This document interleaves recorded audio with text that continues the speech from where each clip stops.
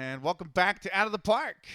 Tonight we got a good one. The 6 and 9 Rockford Forest Citys, who just played yesterday. It's the 10th of June in 1871. The 6 and 9 Rockford Forest Citys are coming off a 10-4 win the previous day, the 9th of June. And that was against the Troy Haymakers in Troy, New York. They have traveled back to Cleveland, Ohio, in which they will take on the Cleveland Forest Citys, who currently sit at 5-5. That's where we're at with tonight's game.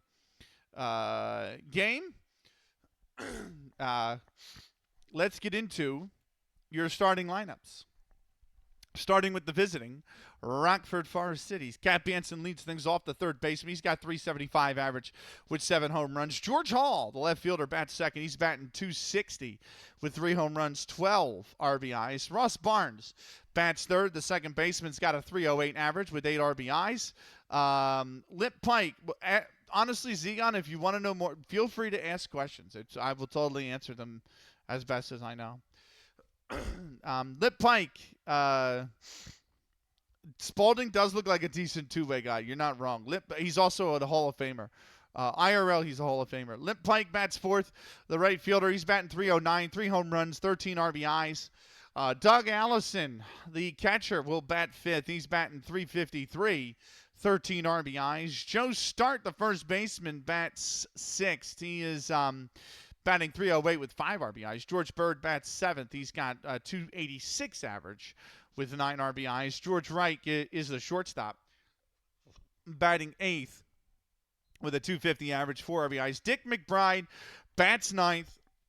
He's got a .370 average, 2 RBIs. For the hometown Cleveland Forest Citys, yes, they're both named the Forest Citys. Center fielder Dave Egler leads it off. 7 RBIs to his name. He's batting .469. Fred Cohn, the second baseman's batting. Fred Cohn, the left fielder, bats second. He's batting .196, 4 RBIs. Deacon White, the catcher, bats third. He has got a .286 average, 5 RBIs to his name. Al Spalding, the pitcher, bats fourth. He's batting .405. He's got 4 RBIs. Chick Fulmer bats fifth. The shortstop, he's batting .333, 7 RBIs. William Johnson bats sixth. He is the second baseman. He's batting .273, average, 7 RBIs. Denny Mack bats seventh. The first baseman, he's got 3 RBIs on the season. He's batting .289. John Glenn, the right fielder, bats eighth, .324 average. He has 7 RBIs. Francis Abercrombie is as cold as ice. He's only got a .05 average, and he has 3 RBIs so far this season. On the mound for Rockford, pitcher Dick McBride. It's his 16th start of the season. He is 5-8 with a 2.79 ERA and a 1.2 whip. Al Spalding will take the mound for the Cleveland Forest Citys. This is his 11th start. He has a 4-5 record with a 4.46 ERA and a 1.72 whip. First pitch is at 2:05, 1,045 in attendance, wind blowing in from the left to the right at 11 miles an hour. It's a partly cloudy and 65 degrees for those of you that use Celsius. That's about 18 degrees.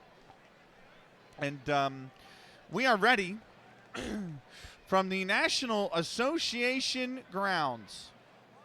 At least that's what I think it is. National Association grounds in Cleveland, Ohio.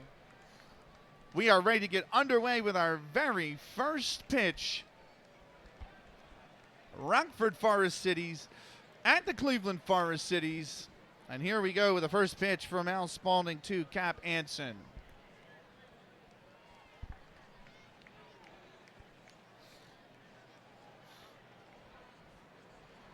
Here's that pitch, and that's in there for a called strike. It's 0-1. Opening inning means it's time for our opening sponsor of the night.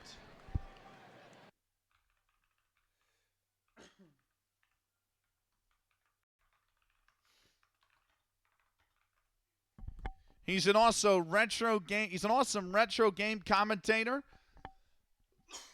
He doesn't stream often, but he does commentate a lot of Final Fantasy Randomizer, Legends of Zelda Randomizer, and other retro games. He posts in our Look at Me section in the Discord whenever he is commentating. Give him a follow if you haven't already. The ever so fantastic DM Stewart 1981, and catch him commentating retro games by joining our Discord and looking at the Look at Me section whenever he posts in there. Right. First pitch was a strike. Thank you, my friend. You are welcome. DM Stewart is our sponsor for this first inning here tonight. 0-1 to count to Cap Anson. Looking to lead things off here for Rockford.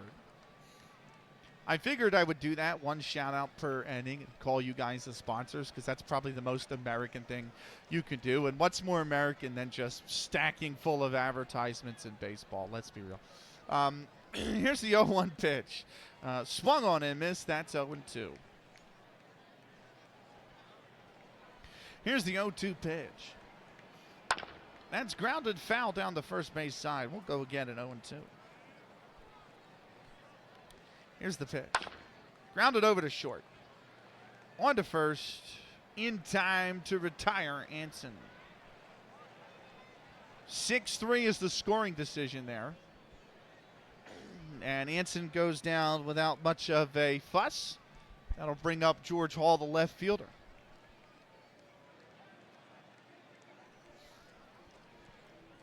Here's the first pitch to Hall. That's in the dirt, ball one.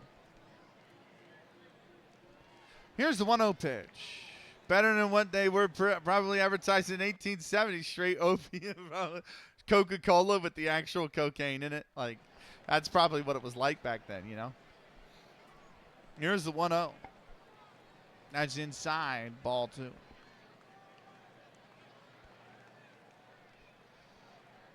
Here's the 2-0 pitch. Below the knees, ball three. You know what the funny thing is? I just said that on camera while I was recording. There goes any chance of YouTube monetization. No, I'm just messing. Right, here's the 3-0 pitch to George Hall. And he's lined that in the left. That's a base hit from George Hall. He is aboard on a single.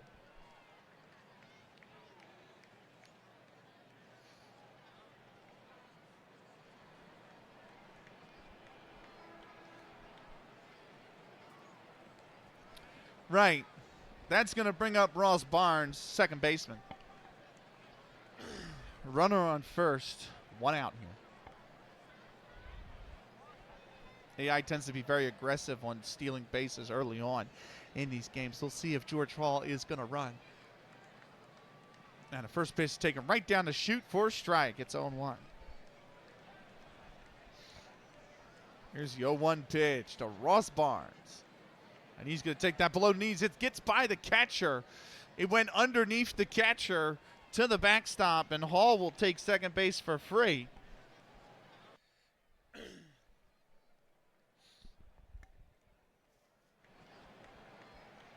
Scoring decision is a passed ball. And it's 1-1. Here's the 1-1 count now to Ross Barnes. Inside. Ball two. Barnes has got himself a 2-1 count here. Here's the pitch. Grounded foul down the first base side.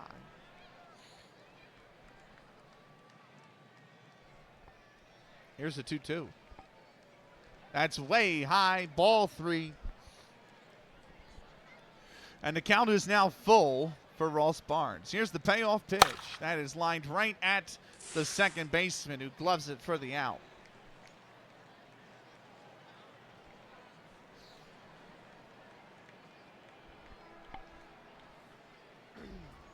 Lord, but I love this movie. The best version of A Christmas Carol, Scrooge, starring Bill Murray, Karen Allen, and Bobcat Goldthwait.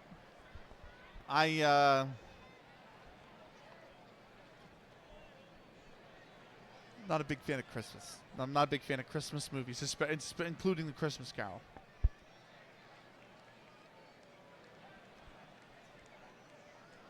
But that seems to be a comedy version of it. It's got Bill Murray and all them in, like a quirky little, like a Lost in Translation style quirkiness. I don't know. I haven't seen it, but that's what I feel like it is. Right. That'll bring up Lip Pike. Pike's got a runner on second, 2 out. Here's the pitch. That's in there for a called strike. It's 0-1. Here's the 0-1. That's down and in. Ball 1. Here's the 1-1. Swung on and missed. It's 1-2. The 1-2 pitch. Off the plate inside. 2-2. Here's the 2-2 pitch. And that misses off the plate away. It's 3-2 now. Full count. Here's the payoff pitch. And that's grounded over to second. It's through into right field for a base hit. They're going to hold George Hall at third. Pike gets aboard with a single. And now runners on the corners. And it's 2 out here. That's why this one is so good, because Bill Murray is the Ebenezer Scrooge. And he's just as over the top as you'd expect. Fair enough. I saw a really good video on, I can't remember the actor's name. I watched it today. It was like a 20-minute video. But it was about the actor who played the villain in Inglourious Basterds.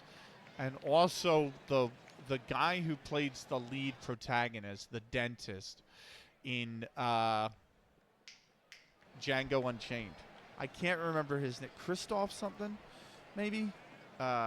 Christoph Waltz. Yeah, I saw a good, it was like a 20-minute snippet on like how they found him and how, like what he did before he got those roles and how his career kind of stalled, and, you know, a lot of, you know, just him as a person and whatnot, and the struggles he went through to, you know, leading up to those roles. Like, it was interesting. It was really, I'm not one for movies or celebrities or anything like that, but it was really interesting. So.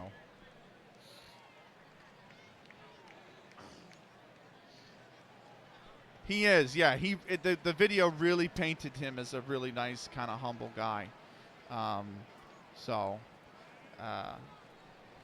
But I talked a little bit about how he got the part for Inglourious Basterds, but it mainly focused on him, Waltz, and like how humble he is, and how he was kind of like typecast in Germany after a few television roles and things like that, and all the different work that he did on German television as like an extra or a villain of the week, or he was in a children's show as well, like all sorts of stuff. Yeah, Tarantino's pretty good at either lifting up an older unknown actor or bringing it an old washed up bringing back an old washed up actor. I wouldn't say Jackson in the 90s was washed up, but yeah, he definitely didn't reach. But then again, like Jackson's just done some quirky roles, and he's kind of like handpicked the roles that he's had over the years. So it's not like the stuff that he got was like just so he could keep working. Like he's only done the kind of movies that he's wanted to do. He said that before in many interviews as well. But yeah, Travolta's career, that's very much true, I think. Right. That was a good. I can get you the You know what? I'm literally on YouTube right now, and it's gonna be pretty high up in my watch history. So I can get. I mean, it wasn't anything fantastic. It wasn't like a documentary. It was one guy that made a YouTube video about him. But I mean, why don't I give you guys what I was watching?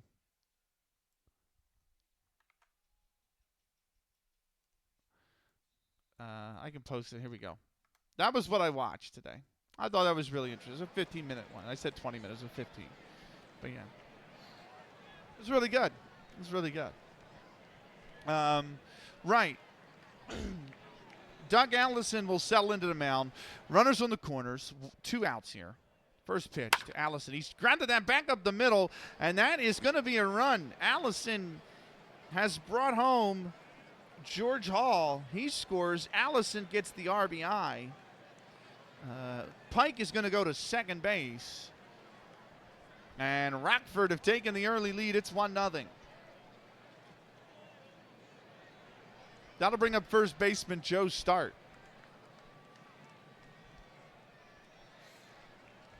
Two on, 2 out here. Here's the first pitch to Start. That's taken for a called strike. It's 0-1. Here's the 0-1. That's right down the chute. 0-2. Here's the 0-2 pitch to Joe Start. He's taking that inside. Ball 1. Here's the 1-2 pitch to Start. And he has shot that into center field. Should be playable. The center fielder's back there. He makes the catch. And the side is retired. 1 run on 3 hits, and they leave 2 aboard.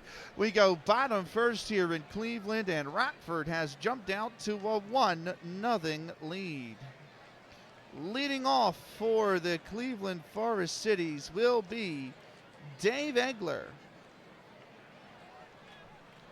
We are going to take ourselves a 90-second timeout. We'll be back with more in we're going to take the full 3 minutes. We're going to take the full 3 minutes so the ad break doesn't interrupt the top of the second. We'll be back with more in 3 minutes' time.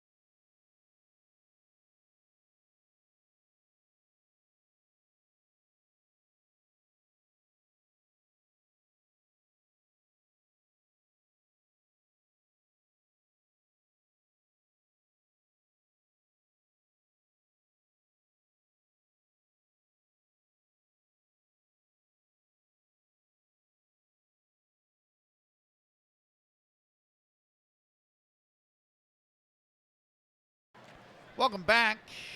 Bottom first here in Cleveland. Rockford have jumped out to a 1-0 lead. It'll be Dave Egler, the center fielder, who settles in. Dick McBride on the mound.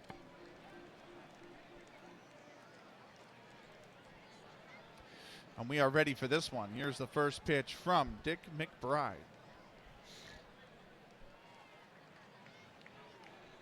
That's on the inside part of the plate. That's a called strike. It's 0-1.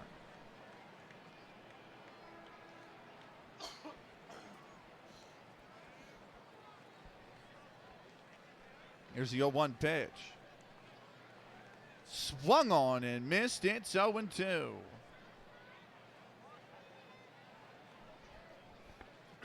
Here's the 0-2. That's off the plate away. 1-2.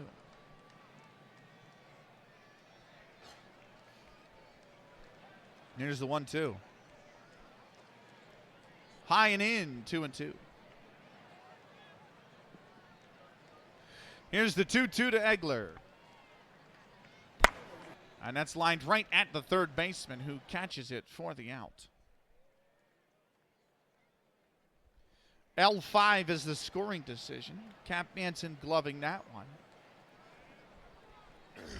And Egler is retired.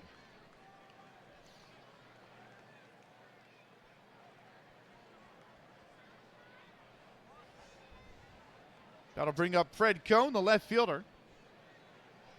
Here's the first pitch to Cone. That's a called strike. It's 0-1.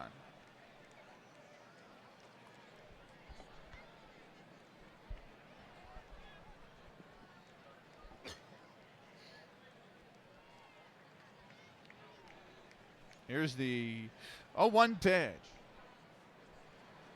That's well below the knees, and it's 1-1.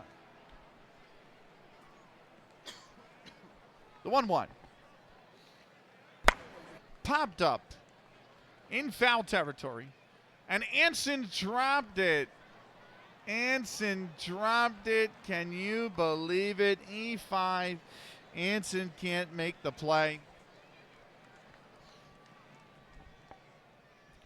It counts as a foul ball because it was touched in foul territory, but it is an opportunity for an out that's not taken. It is still going to be an error. Cap Anson gets credited for it, but the count now 1-2 to Fred Cone.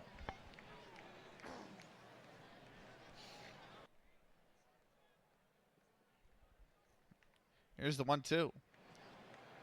And he's popped this up in the infield this time. Second baseman's coming in for it, and he will make the play. And Fred Cone is retired. P4 is the scoring decision.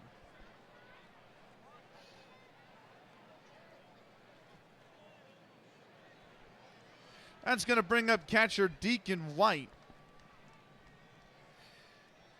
Nobody on with two out here.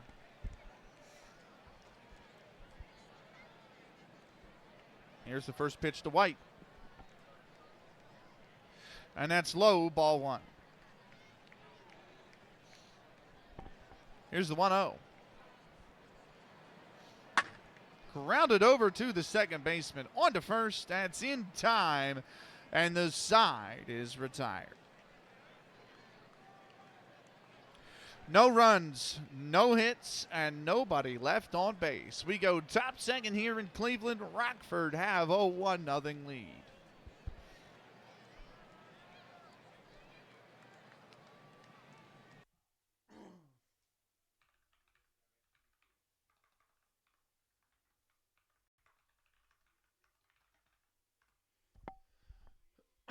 New inning means it's time for a brand new sponsor. Pikachu is a really cool chill streamer.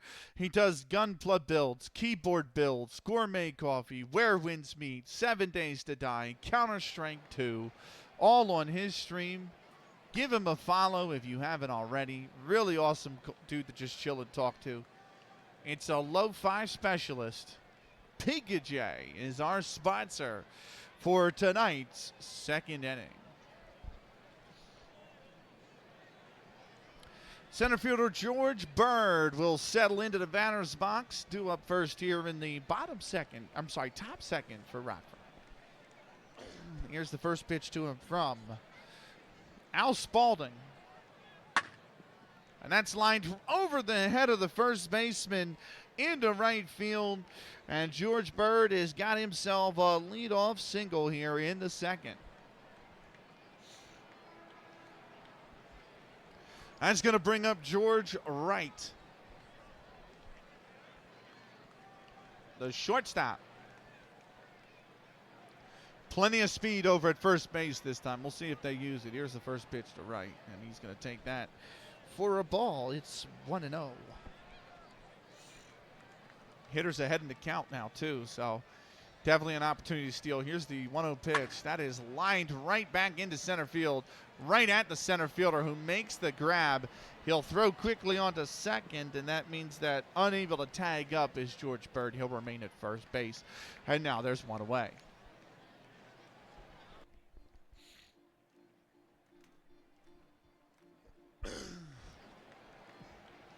Pitcher Dick McBride is due up next. He's going to settle in.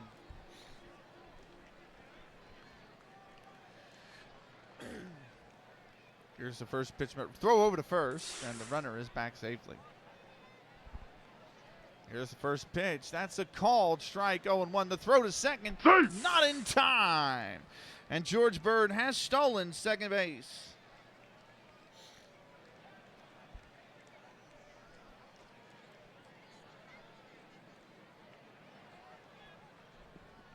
Runner in scoring position, 1 out. Here's the 0-1 to Dick McBride.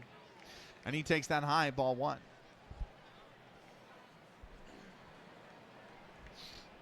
Here's the 1-1.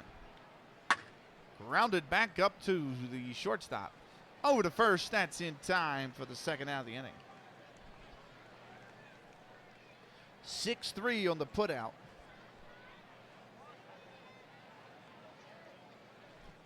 That means we'll go back to the top of the order. It'll be Cap Anson, who grounded out his first at bat.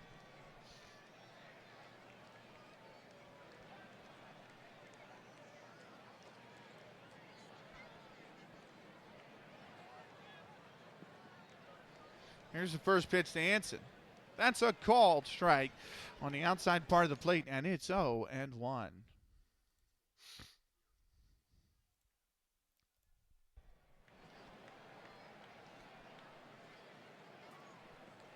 Here's the 0-1 pitch.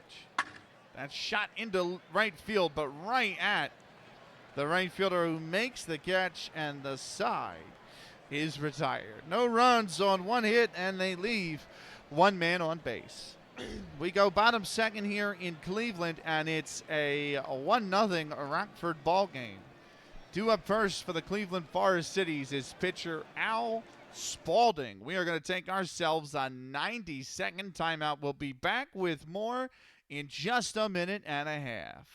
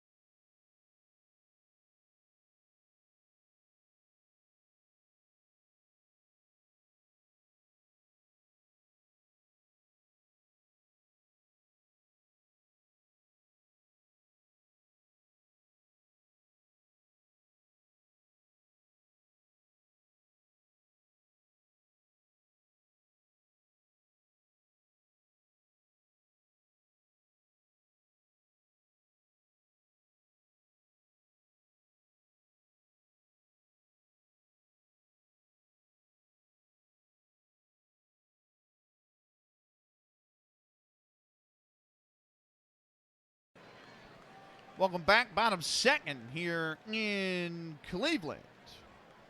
Rockford got a 1-0 lead. They're trying to hold on to it. We'll see if they can do so. It'll be Al Spalding,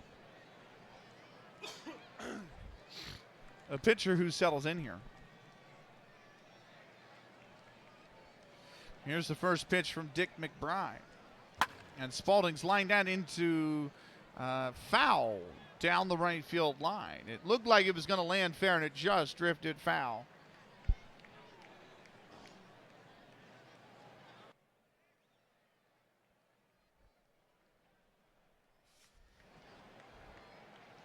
Here's the 0-1 count. And Spalding's lined that right over the infield into center, base hit. Spalding gets aboard.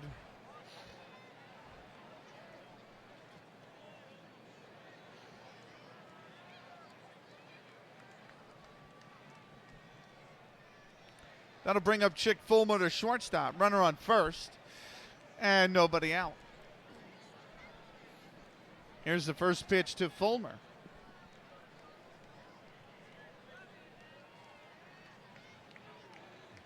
He's taking that for a called strike. It's 0-1. Fulmer has had a hit in 10 consecutive games. Looking to make it 11 here for Cleveland. Here's the 0-1. Swung on and missed. He was behind that one. It's 0-2.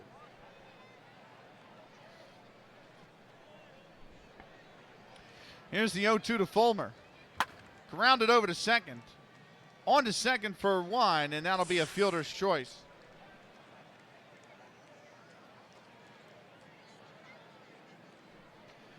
FC 4-6 is the scoring decision. It's Spalding who's thrown out at second base, and now there's a runner on first with 1 out.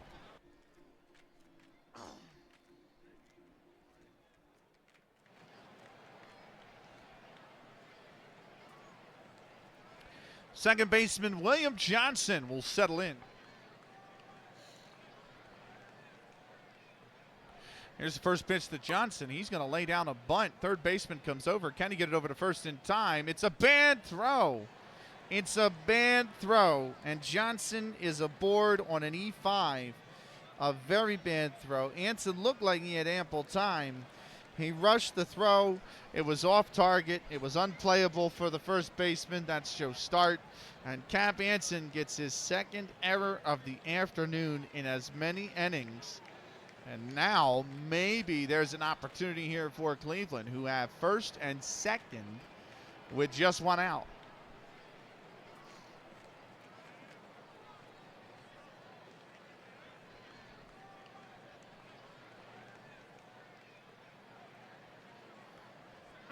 That's going to bring up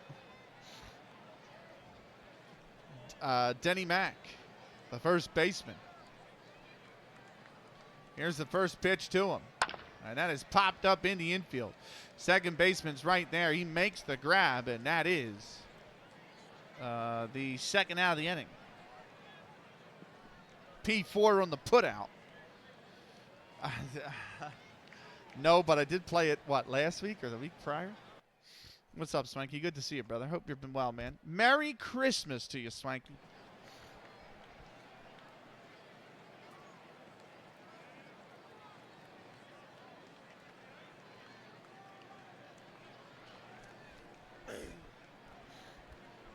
I was actually talking to Sean Curtis about this the other day.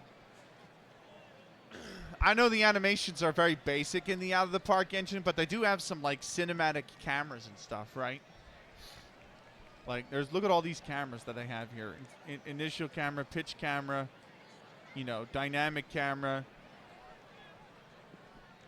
All this stuff, right? TV sepia, TV black and white, all this stuff.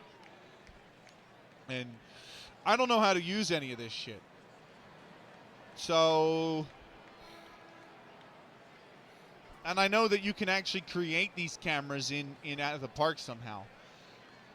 I've seen it on like FKN Commish LB, which is F for Fluffy, K for Kitty, N for Ninjas, Commish for Commissioner, LB for League Baseball. Um, he has all sorts of cinematic cameras. Same with Dr. Dynastic. And I don't know how to use them. I don't know how any of them. So I don't know how to make it not look like N64. Maybe one of these days I'll figure it out. What, like out of the park in general? I just picked it up this year for the first time ever. I think May was the first time I actually launched out of the park baseball. May or June? I think maybe June actually. But we've come a long way. We've commentated every in-game day, every calendar day that has had a baseball game on it. We have commentated. I am actually over halfway through my scorebook now. I mean, I have just hundreds. Like, this is how thick the scorebook is. On this side here is everything we haven't done yet, and on this side here is everything I have done yet. So you can see how kind of even they are. I'm in the middle of the book. So we've gone through, we started, the save started in like middle or late April, and we're here in early June now, so. To play says, woohoo. Actually, honestly, I got to get you the Master Chief Collection because I still want to do that Halo stuff. Everyone was like, wait till after the holidays. So I was like, all right, cool, bet. So I've kind of like benched the idea. And honestly, I think I might wait until I come back from Italy. Because after the holidays is January, I'm probably going to have a little bit of Unreal Tournament left to clean up in terms of commentary. And then by the time I clean that up, I'm going to be gone for 3 weeks. So I might just wait till after Italy. But that is good news. I would recommend anyone to get the Master Chief Collection. It's fantastic. It is controller. Yeah, you can plug your controller into your PC and just map your controller to it. I don't. I'm keyboard and mouse all the way, but you can do that. That's totally possible. Right, bottom second here. 2 out, 1 on. I'm sorry, 2 out, 2 on. It'll be right fielder John Glenn settling in. Here's the first pitch to Glenn. Inside, ball 1. Here's the 1-0 pitch. That's low, 2-0. Here's the 2-0. Lined into left, base hit. And John Glenn gets a single. Holding at third is Chick Fulmer. William Johnson goes to second. And the bases are loaded with 2 outs here in the 9th. And it's the coldest hitter in the entire majors. It is Francis Abercrombie who is up to the plate.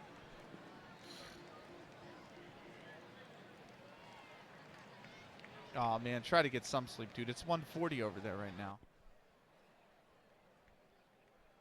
What are you doing? I get it, man. My sleep schedule is going to be messed up once I go on this 4-day weekend starting Christmas Day. 100%. Right. Abercrombie, 2 hits in 40 at-bats so far this season. Opportunity to maybe deliver here. Here's the first pitch to Francis Abercrombie. That is below the knees, ball 1. Here's the 1-0. That's a called strike. It's 1-1. Honestly, Spanky, that is the thing. I've been in that situation, dude. Just yesterday, actually. You want to talk, man, just DM me on Discord, man. You know, we could talk for sure. Or you could talk now if you want. You know, it's fine. But, yeah. Sometimes you don't feel great, but things aren't really that bad. And sometimes things are bad, but you feel maybe disconnected to them and better than you should be. You know? It feels like some things are going right, some things are going wrong. You should be doing better in one area and you're not, but everything else, you look at something else that's going swimmingly. We've all been there. It is. I don't know how you get out of it. I think time just progresses, and you just eventually the situation changes.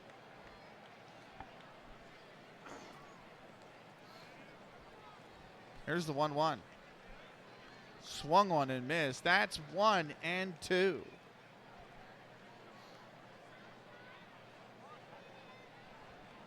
Here's the 1-2. Popped up in the infield. Anson is forward for it. The third baseman makes the grab, and the side is retired. No runs on 2 hits, and they left the bases loaded. We go top third here in Cleveland. Rockford have held on to their 1-0 lead.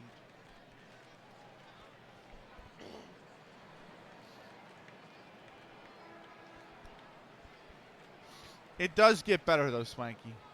I can guarantee it, man. It does get better.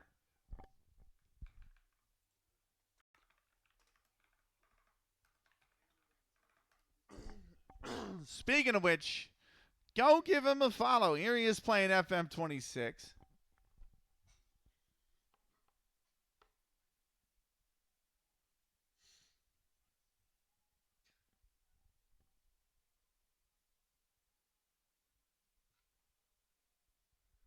Oh, be a wonder goal, will you? Be a wonder goal.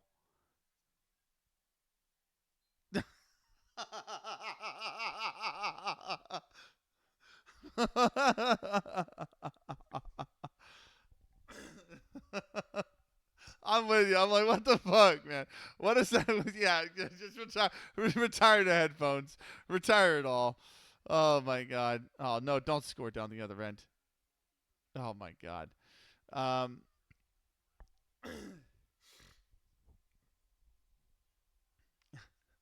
amazing clip. That is a really good clip.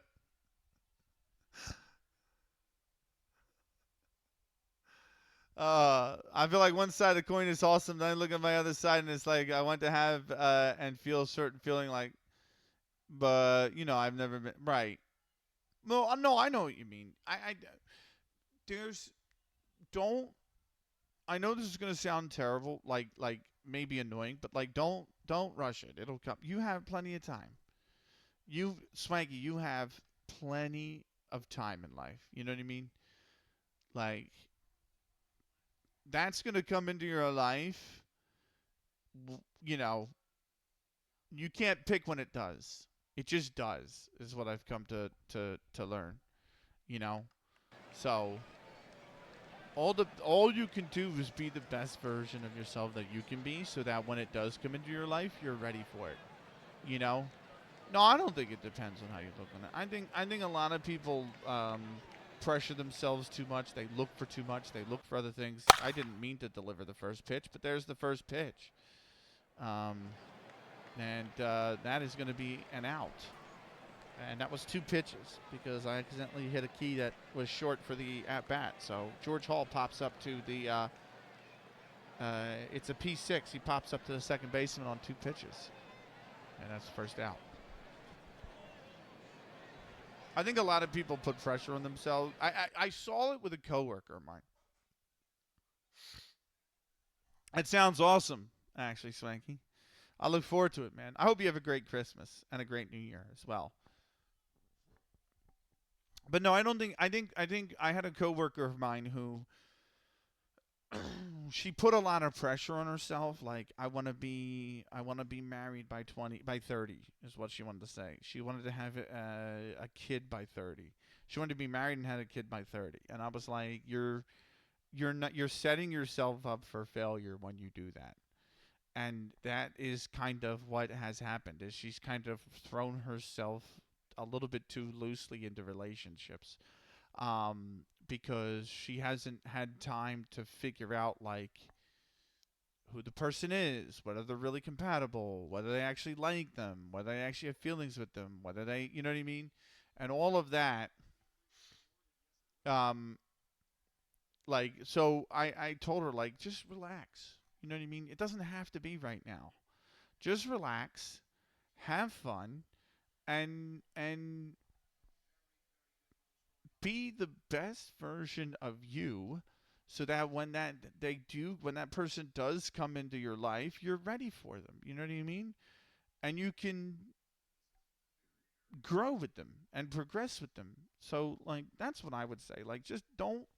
It sucks. I was there in my 20s, practically my whole 20s, and I did the same thing. I rushed into a relationship in my 20s that turned out to be extremely toxic environment. Very toxic environment.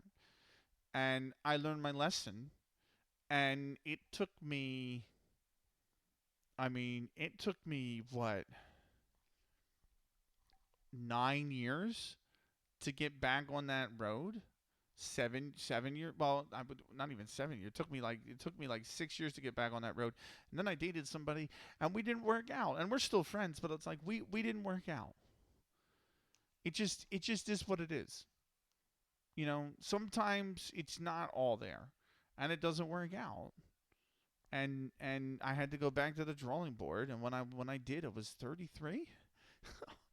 So I mean, it just you kind of have to take it as it comes. But if you try to rush it, you're not gonna get what you want.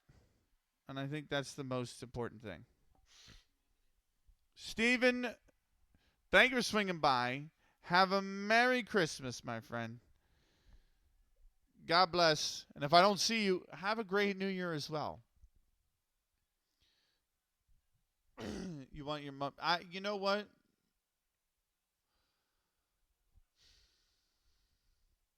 I get it. I do get that. Um, but I don't. It's not really something you can control, right? Like I would like that too. You know, well, maybe not my nana because they're all gone, but maybe uh, you know, mine parents. But I don't have control over it. So I can't think about it like that. It just happens when it happens. Either way, whether they're here or not, you have to understand they're going to be proud of you. You know. So whenever it happens, they're going to be proud of you.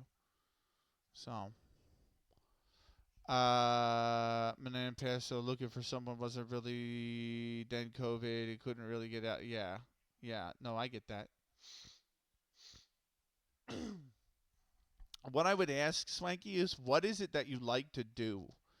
Do you like to go to the football? Do you like to go to bars? Do you like to go, whatever it is that you like to do?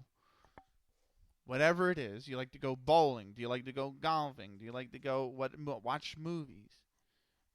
Go hang out at those areas. Go do that stuff. And I think sooner or later you're going to find somebody in those areas that maybe you really catch on to. You know? That would be that's how I would do it, at least. That's how I did it. So, but then again, we're not married or anything like that. So, it's, you have to take each day as it comes, man. You know? And just know it'll come, it'll come.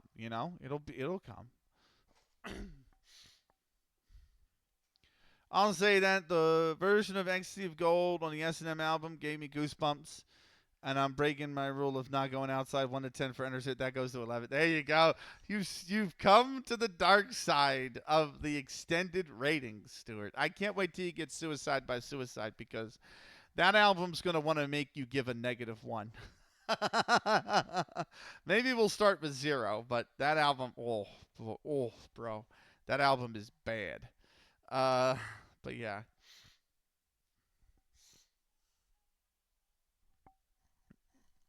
Yeah, Enter Sandman is one of my favorites, mainly because it also has an ECW link to it. So, right. And I have to make the "This is Spinal Tap" reference for it. Fair enough.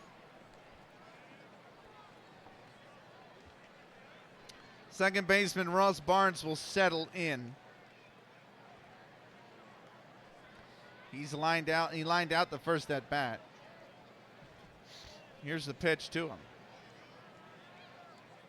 That's I don't know where that missed. Maybe away, but it's 1-0. Don't put so much pressure on yourself, Swanky.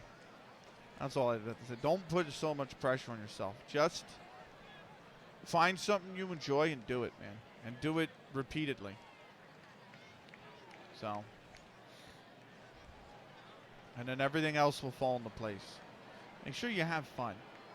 Make sure you have fun. Here's the 1-0. That's off the plate away, 2-0 now. Here's the 2-0 pitch. Grounded over to first. Pitcher's over there, and he beats out the throw. Barnes has got himself an infield single.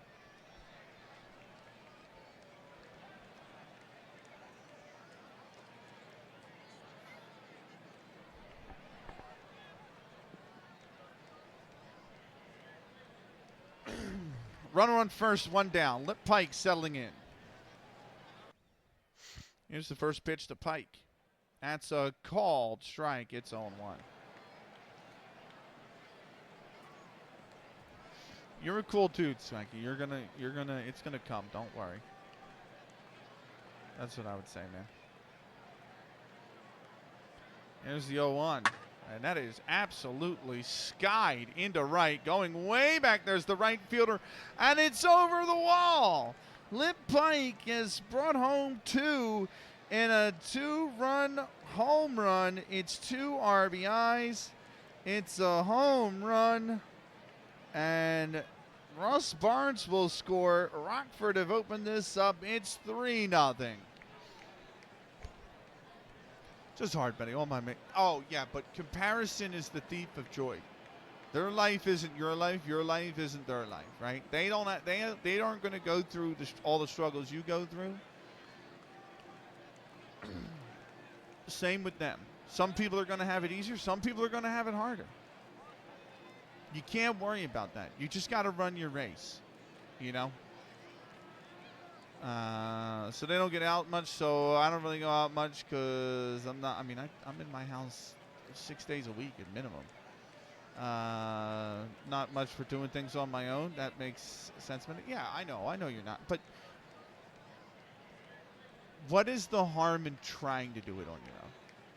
Right? Like, maybe once a month. Like, set yourself something like that. It's like the gym. You know, the best way to get in shape is to be consistent. I'm not, so I'm fat. Girlfriend is, so she is. You know what I mean? Like, it's like that. You know what I mean? I just felt that they managed to find someone. I was like, yeah, but you can't look at it like that. You know what I mean?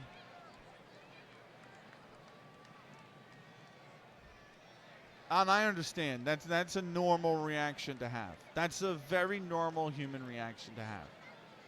But I feel like you just got to push yourself a little bit to do, you know what I mean? Like, I think that's the big thing. Because I say it's like the gym because it's like you might not like to do stuff on your own. And it is hard. You know what I mean? It's very hard. I was the same way. And then I was like, you know what? I'm not going to sit in the house all weekend, every weekend. I'm going to go out. And I started doing commentary in 2019. You know, traveling to do the commentary.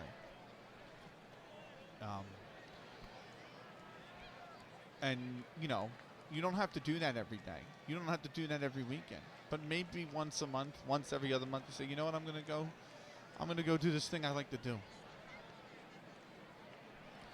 And then over time, you'll get to know the people that go there too, and what they do and who they are, you know. So, but yeah, push yourself to go do what you want to do a little bit more, but don't push yourself in the way of putting stress on you. Nobody can fight the battles that you fight. You know, you don't have to fight them alone. Don't get me wrong. I'm not saying that, but you know.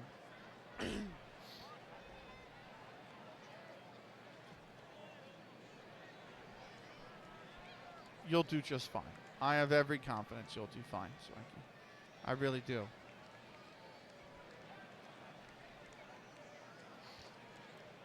Right. Doug Allison settling in. He had an RBI single his last at bat. Here's the first pitch. And that is shot into the gap in left center. And that one is off the base of the wall.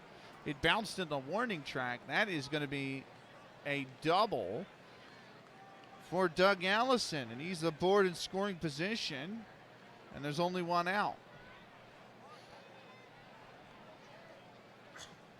It doesn't help that I hate being alone when I really like to do stuff, but at the same time, I can't handle doing most things on my own because I put too much pressure on myself. Like it took me years. Oh, dude, don't. Like, don't put. There's no reason to put that much pressure on yourself, man. There's no reason.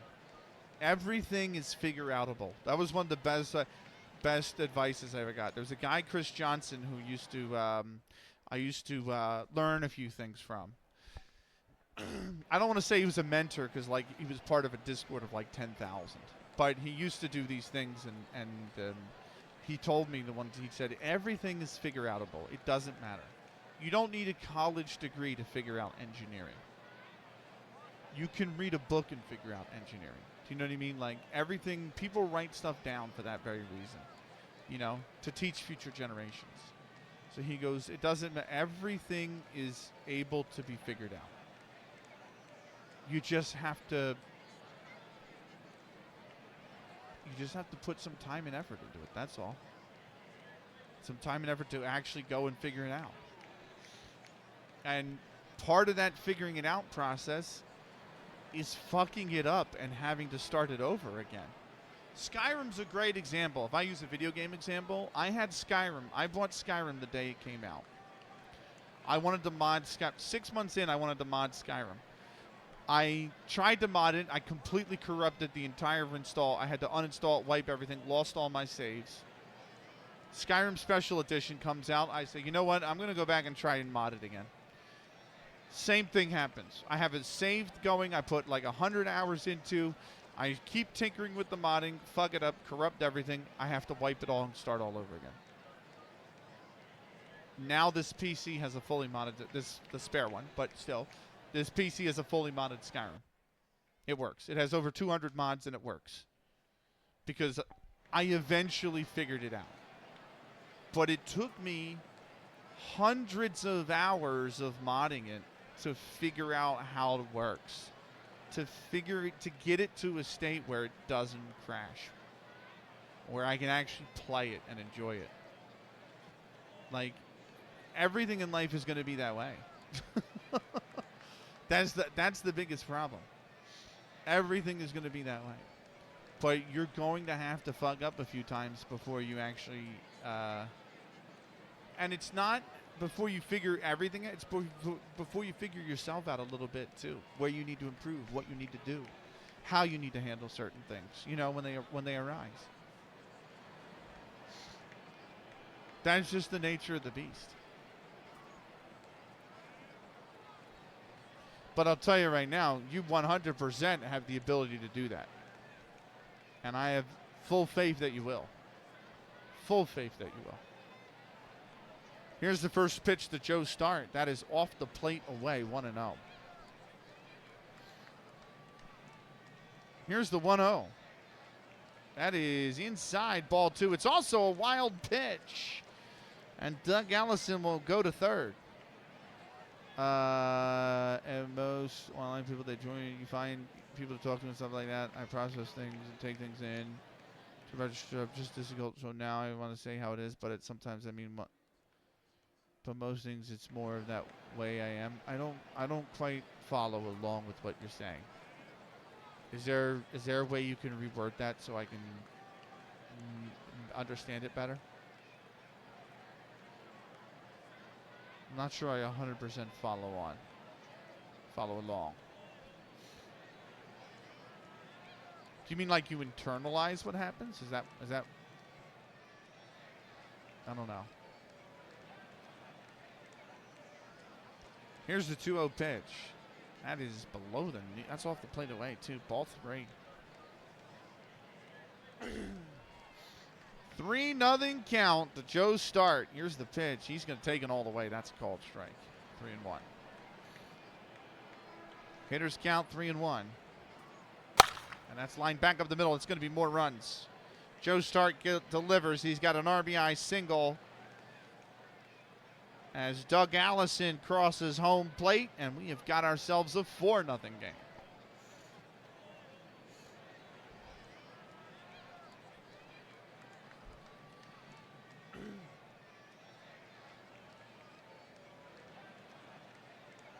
It's just me wording it. That's understandable.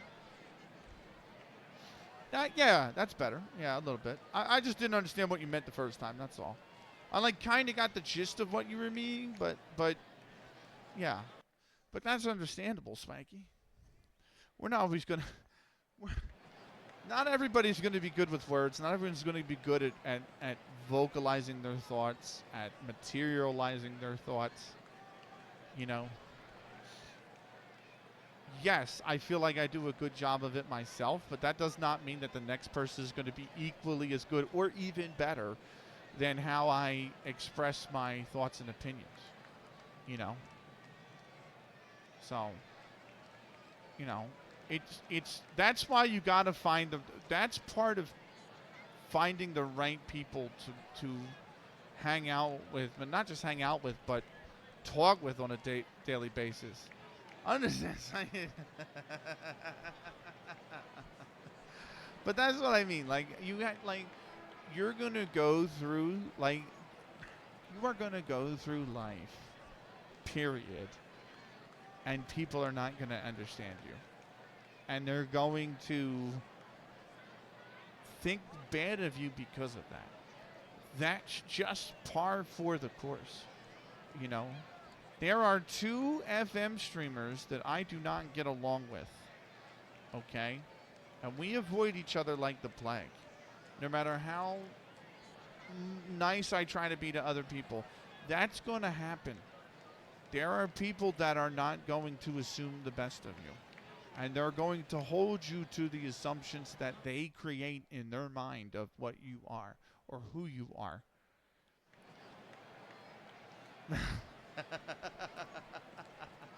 Yeah, no, but that's the point is, like, that's why I try to say what's the intention behind the words, right? And sometimes I lose the plot too. I don't always understand the intentions behind the words.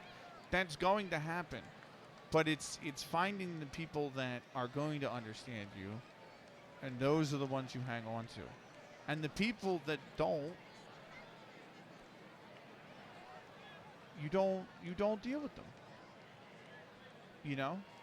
You just move on. So, you don't worry about that. It can be, but it's frustrating if you're unwilling to let go. You have to be able to let go of people in your life. You know? Whether they're acquaintances, whether they're strangers, whether they're friends, it doesn't. If they don't understand you and are not willing to take the time to sit down to do so, you can't go on with them. You just find the people that do, and you move forward with them. That was the big awakening I had in my late 30s. And I'm 37, so my late 30s, I haven't been in my late 30s very often. But people are going to come along for this ride, or they're not. It's not my decision to. It's not my decision to make for them. And the ones that don't get left at the station, that sounds harsh, and I understand it, but that's a way of life. You can't appease to those people. They were never intending to get on the train in the first place. But you just make sure the ones that do, you give the best service to. You know? Because they're the ones willing to pay the ticket price to board it. That's all. That's all it is. I don't love everything you stream, but the commentary is dope, and LTP and FM are all definitely much. Exactly. But that's not even. That's a greater thing about life. That's not even just about streaming. That's just about life. You know. Also, Swanky, drink your goddamn water.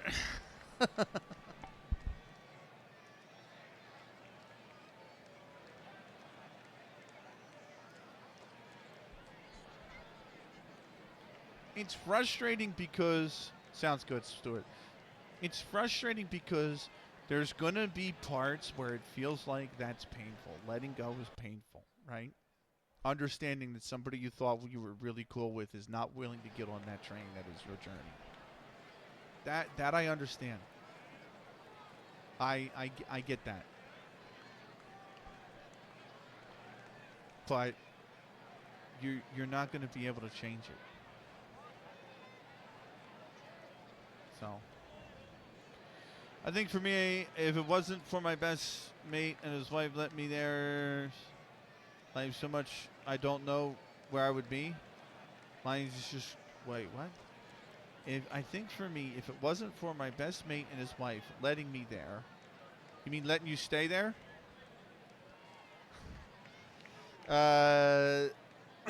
There's so much I don't know where I would be. Right. But that you gotta, and those are the people you take care of, right? Those are the people you do favors for, you care about. So, welcome in, Lamely. We're having like you caught us on like a deep talk. So, but welcome in. Thank you for the raid. Welcome to more Out of the Park. We do it a lot here, Stuart, and I you know,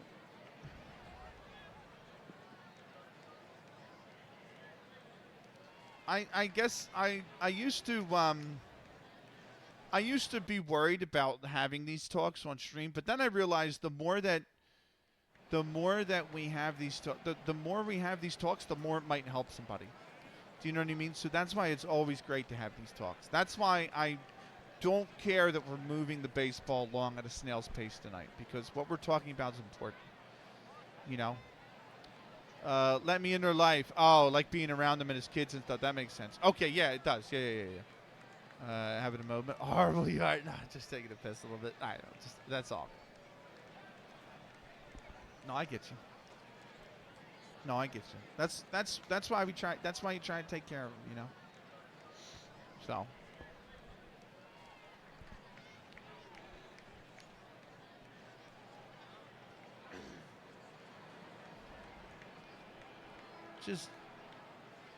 Just understand how is your stream, by the way, Lamely? Let me know how your stream was, please. But that's why I think it's important to just like prioritize you. You know what I mean? Like make sure you prioritize you. You're having fun. You're doing what you want in life, and everything else tends to fall in place. As long as you don't compromise yourself and who you are, everything else will fall in place.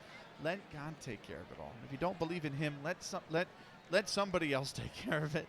Hey, stream is good. We took Santa hobby hunting and played football in Scotland. Nice, very nice. We are in Out of the Park. It is the 10th of June.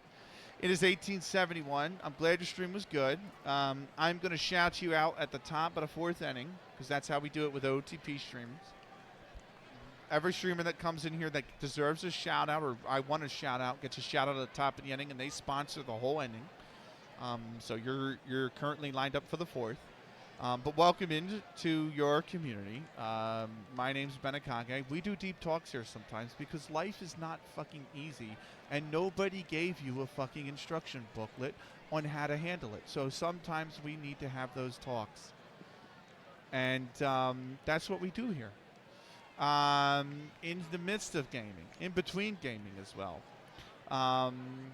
which we're doing, and it is the 10th of June. It is the year 1871. Rockford Forest Citys are coming off of a 10-4 victory yesterday over the Troy Haymakers. They're 6-9, and they have traveled on their way back to Rockford, Illinois, to Cleveland, Ohio, where they're playing the 5-5 Cleveland Forest Citys. Yes, both teams are named Forest Cities. And it's the top of the third inning. You have missed a home run by Lip Pike. Hey, Dave, with a 4-month sub. Thank you very much, brother. Nobody just loves talking to us about shit stuff. I mean, you're not wrong either.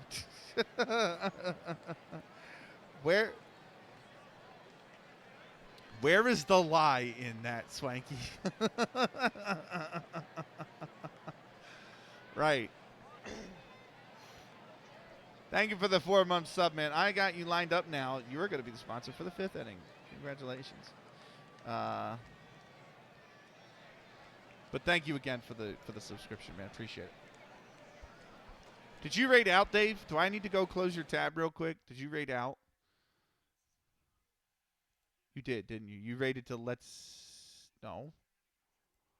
No, that was Crack. Oh, my God.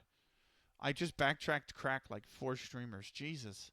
Oh, Becky Jew. Yeah, you raided her. Okay, cool. Let me close your tab. Cheers. Oh my God, everybody rated out. Aerolax rated out. Crack rated out. You rated out. I wasn't even paying attention. Let me close his tab. Now I just got Mia, Grace, and the commish live. There we go. Let me get back to the streamer dashboard. Right. Damn, trying to be funny. Nice. I was on my way to bed once I wrapped presents. Re-edited a YouTube video and other show. Oh, yeah, your tab as well. Why didn't I close your tab? Jesus. There you are. Yeah, because I fucking put it out of order. That's why. That's why I couldn't find it. There we go. Okay, cool.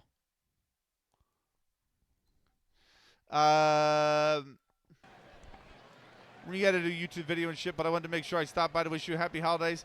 This is officially the last time I'm on before Christmas. I'll be in lurk mode while I re-edit this video and handle my business stuff.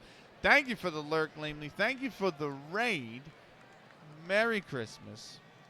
And if I don't talk to you until then, have a wonderful New Year as well. No wonder you have problems loading stuff. You know, not wrong. I actually found a Vivaldi setting that was causing my tabs to crash. Like, I was having an issue where I would open, the moment I would open like a 5th or a 6th Twitch tab, all of the video playbacks on all of the tabs would simultaneously crash. I found the setting that was causing that, and I turned it off. And now today, I tried it today for the first time. I think when I at one point, I had like 15, or no, it wasn't 15. Maybe it was like 11 or 12 tabs open. It was awesome. No problems whatsoever. You missed my big emo moment tonight, but you got a shout out for being a big part of my return to streaming. Thank you very much. I appreciate you, Lamely. Go edit that video, leave a lurk, and when you're done, have a fucking fantastic Christmas. We are going to crank on. I'm going to at least get the next pitch in. Jesus. I do have to try and finish this half inning in the next 14. Oh, I'm sorry. It's down here. 14 minutes and 30 seconds. So we're going to do that at least. Runner on first, 1 out. It is George Bird. He is the word. And he is in the batter's box. Here's the first pitch to Bird. That's outside, ball 1. I already edited it once. Came out looking like ass, so now I'm doing it from scratch again.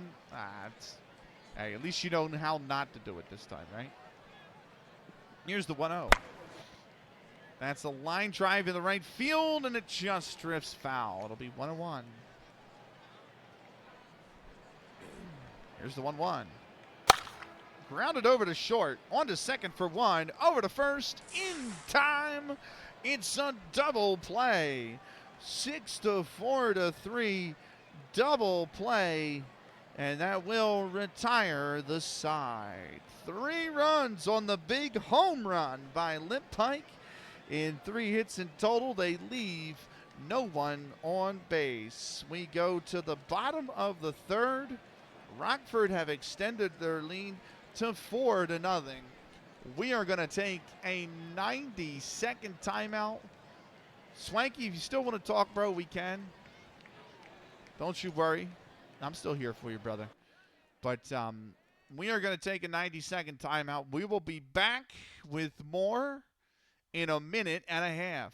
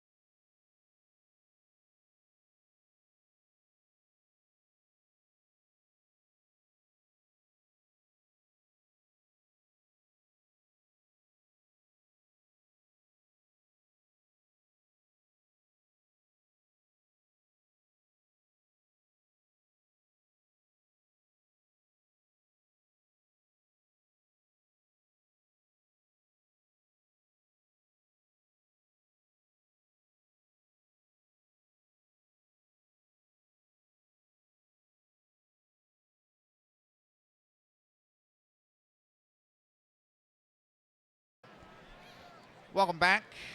Bottom third here in Cleveland. 4-0 Rockford. Oh, this reminds me. I was going to ask you the one thing. We talked about doing the FM content creator charity match a few times. I think I'm going to make it happen this summer. The plan was to stream it, sell tickets, but if you'd be up for it, I was going to fancy being the announcer on the live stream. Abso-freaking-lutely. I get to commentate FM. I get to commentate FM? That's pretty cool. I would love to do that. Hell yeah. I mean, the FIFA E World Cup's coming up. They need a voice. Zealand's got a good voice, but brother, they need a voice. I say that to Zealand. I'm just teasing. I'm just fucking with Zealand.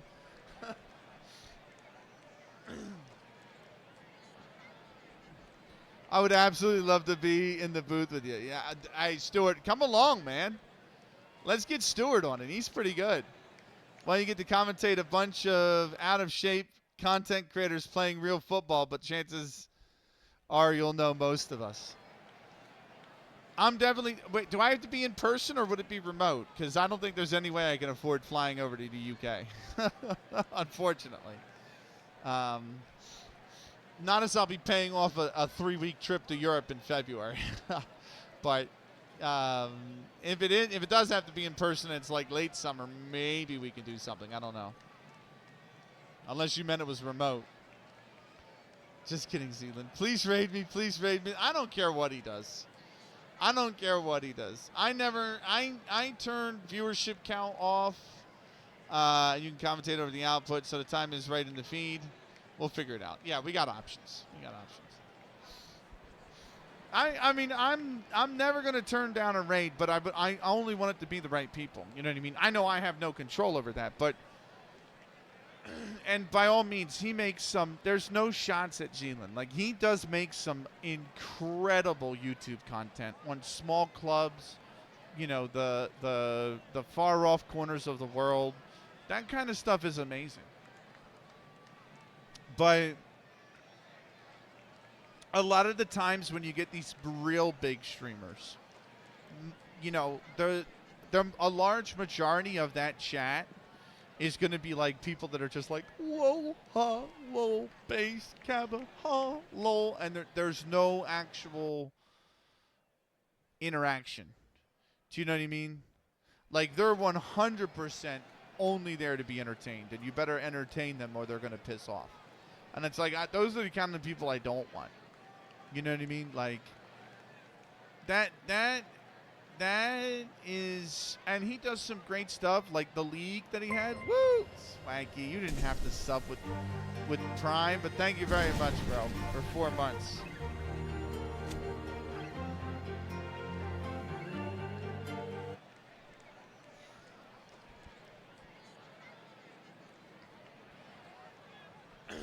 Love you, brother. Thank you so much. But like, it's not a take at Zealand. He does some great content, and he did the league where he had like 20 content creators and stuff. Like, all that's awesome. What he does to promote the game of FM is really cool. I just, it's that person that's there to just be entertained, that only treats you as an entertainer. Which, yes, when you're a streamer, part of you is an entertainer. That's.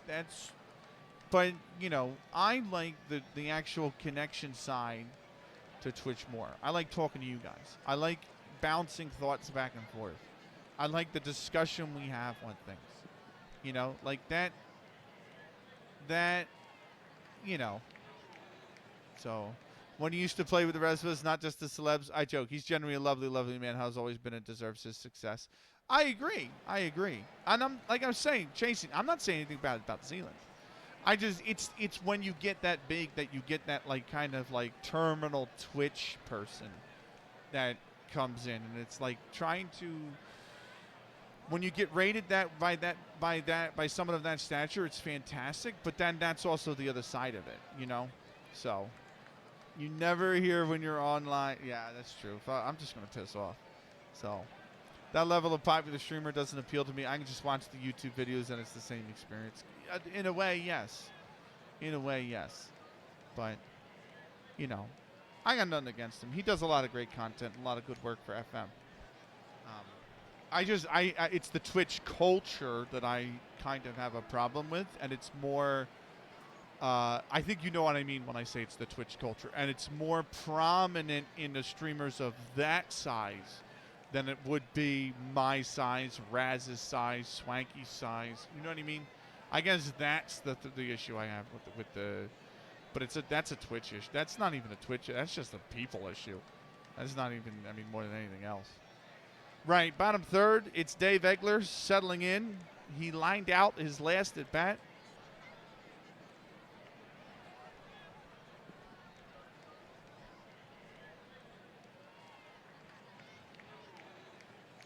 I don't know anything about that, but that is some high school rumor bullshit, and I am nowhere even remotely close to dealing or even moving on any further with a topic like that, to be fair. The moment, I do it myself too, I say rumor has it, but the moment somebody usually tells me rumor is, I'm like, I don't even want to deal with it. That's the kind of shit where, like, people talk behind each other's backs and stuff, and then it's like, I'm not here to, like, I don't care one bit for the second of that. You know, I'm not having to go at you lately. I'm just saying that's the kind of topic that I have absolutely no care nor time for. So, you might want to read until the joke. I did, but the joke went over my head. I did, but that joke went straight. I didn't know what you meant by settle for ginge. And like, that went straight over my head. Fair enough, lamely. I get it. It was a joke now, but that has gone straight over that has sailed over my head. That might have gone over my head higher than Timo Werner trying to score from 6 yards. That's how high over my head it's gone. Whoa. I'd rather have 5 viewers who generally enjoy the content than really interact than 100 viewers who are just spamming emotes and crap. Yeah, kind of same. It was a Prince Harry won us the consolation prize because she couldn't get Zealand. Oh, okay. Okay, yeah, that went acres over my head. Rumor has it Ben I might stream some games tonight. Fuck off, Swanky. That's very good. That's very good. Man, yeah, that went miles over my head. I apologize, but yeah, that did not. That was, right. Here's the first pitch to Dave Eckler. On that note, and he's going to take a called strike. It's 0-1. You know you love your chat taking the piss at you. Honestly, I'm such a bad gamer that is 100% what half of this stream is. It's me being there's 3 versions of this stream. Half of it is me playing Football Manager, a quarter of it is me failing, and another quarter of it is me not knowing shit because I'm American. That's essentially the 3 ingredients to the bread here. Here's the 0-1 pitch to Dave Eckler. And that is lined into center field. That's a base hit.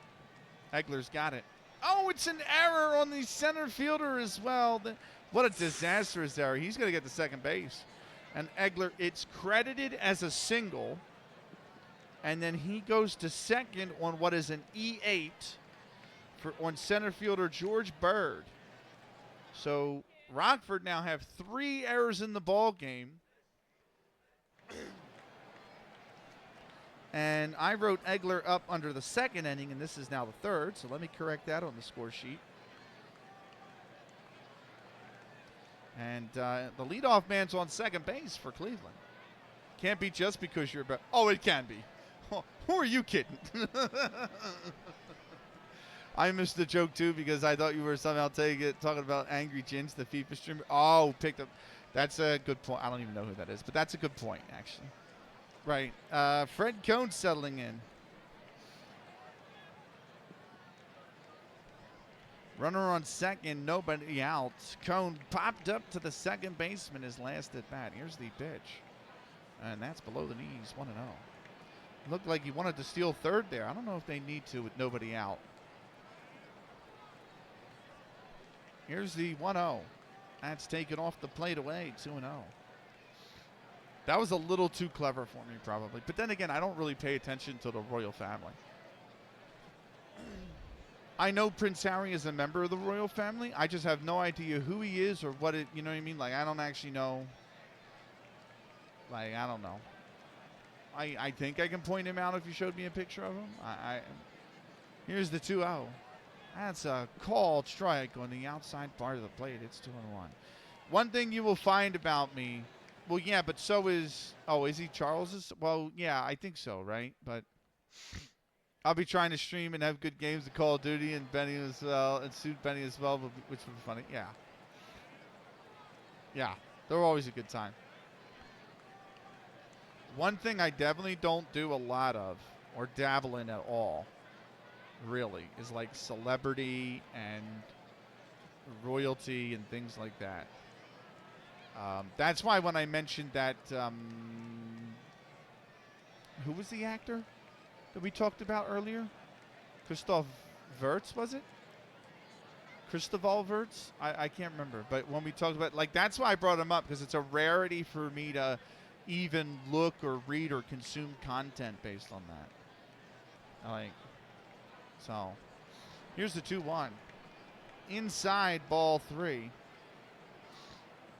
Here's the 3-1. And that is taken inside, ball 4. And Fred Cohn has walked. First and second now, nobody out. Deacon White settling in. He grounded out his first at bat. Who? The guy who played the villain in Inglourious Bastards. And he also played the dentist in Django Unchained. Block! Oh my God, look at the names that got some.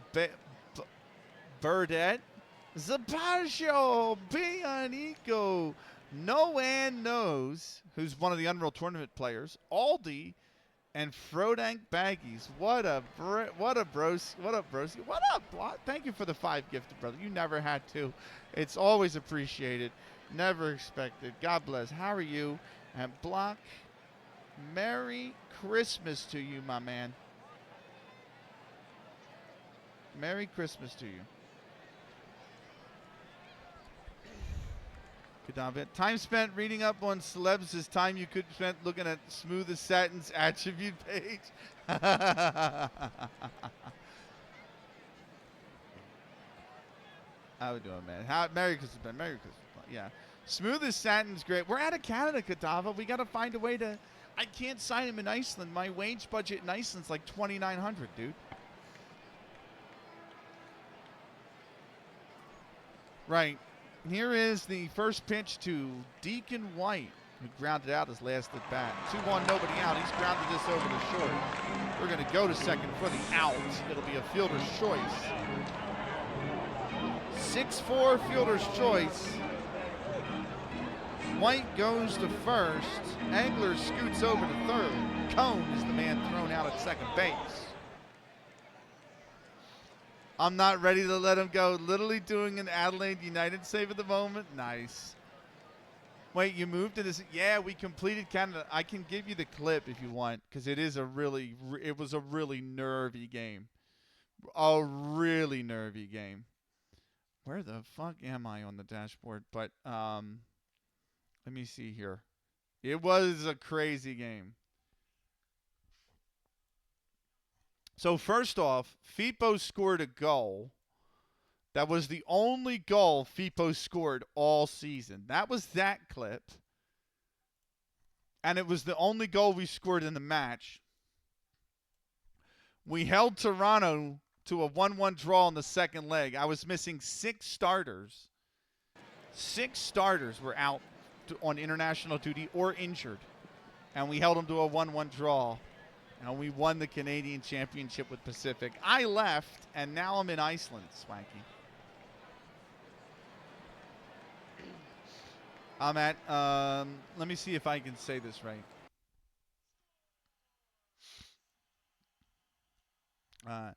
Natspanuflog is where I'm at now. Who were a top division team who fell into the second division. Finally, you're out of it. Yeah, I know. After 2.5 seasons in Canada. We're out. Right. Here's the first pitch to Al Spalding, the pitcher. He singled his last at bat. Here it is. That's a called strike. It's 0-1. Throw over the second. Nice. Not in time. Deacon White steals second base. And now it's second and third with just 1 out here. Bottom third. Here's the 0-1 pitch. And that's grounded over to short.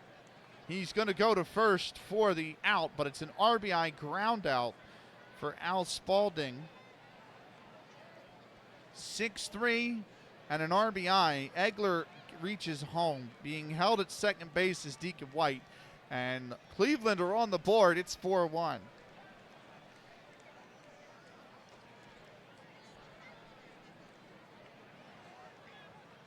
Honestly, the more I like, or the more I did try to play FM26, I just don't love it, man. I just don't love it like I love 23 or 24. So I have no intention of moving to save.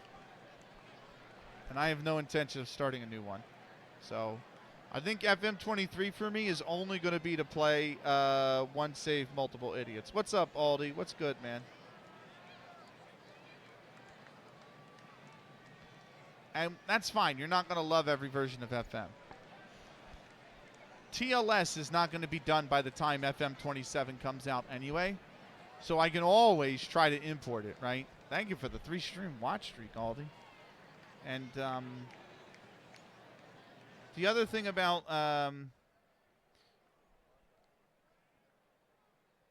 yeah, pretty much. Block, thank you for the hype train. I don't have any emotes because oh my god. Come on, OBS, stop acting up. Because I already have all the level 1 and level 2 emotes. But yeah, thank you very much, Block. God bless, bro. The other thing is if I were to start FM23, I mean, if I were to start FM20, if I were to just bring the save over, I would have to add Egypt, the UAE, and Lithuania. And I've played 11. I've played 10 seasons. I only have 6 trophies. That's literally like resetting the save. Right, here's Chick Fulmer settling in. He grounded into a fielder's choice his last at bat. Here's the first pitch. And that's below the knees, ball 1. Yes, sir, man. 3-3 also blocked. Thank you. Yeah, man.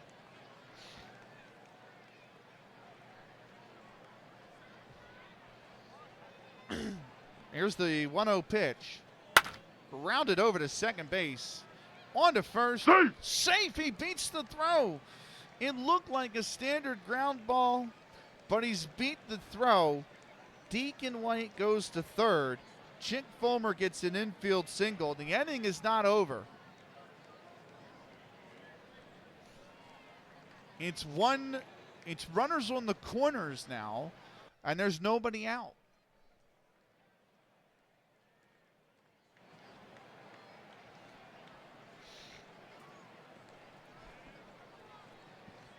When did I don't even know when that happened. Anyway. Just for you, Swanky. Just for you. Yeah. Right, here's William Johnson settling in. Second baseman.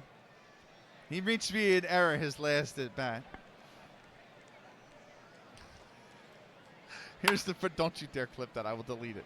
That's grounded over to second, on to first in time, and that will retire the side. 1 run. 1 run on 2 hits, and they leave 1 aboard. We go to the, they leave 2 aboard. We go to the top of the 4th. It is a 4-1 ball game. Due up first for the Rockford Forest Citys is shortstop George Wright. It's a new inning, which means it's time for a new shout-out.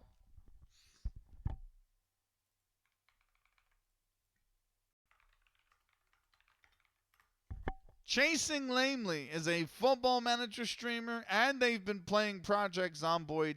Pretty cool stream. Always fun to talk to. Great conversation. The fantastic Chasing Lamely. Give them a follow if you haven't already. Chasing Lamely is our sponsor for this 4th inning here today.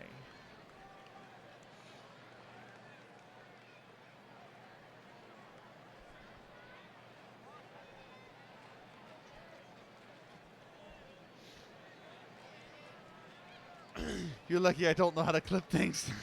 I can just delete clips. And that is I would do that probably too, if you would clip that.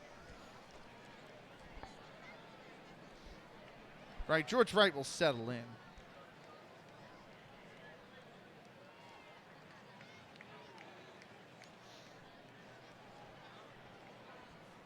Here's the first pitch from Spalding to George Wright. He's grounded that foul. 0-1 to count. Here's the 0-1 pitch. Grounded foul to the backstop. It's 0-2.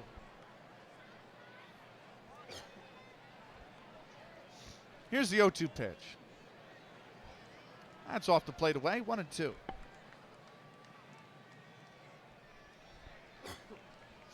Here's the 1-2.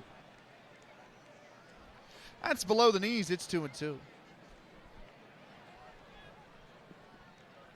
Here is the 2-2 pitch.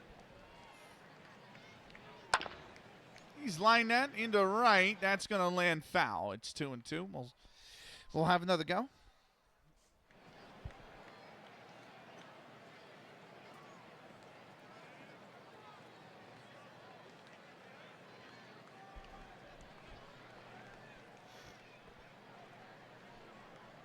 Here's the 2-2. 1-2 testing, you got it. And that's grounded the pitcher back over to first, and that is going to be the first out of the inning. Test is successful.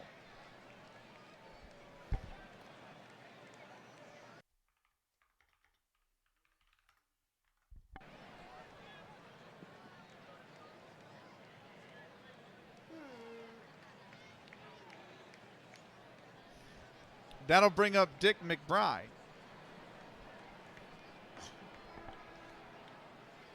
He grounded out his first at bat. Here's the first pitch. That's way inside, ball one.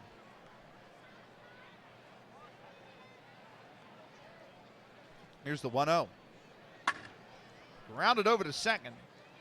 That's on to first in plenty of time, and that's the second out of the inning.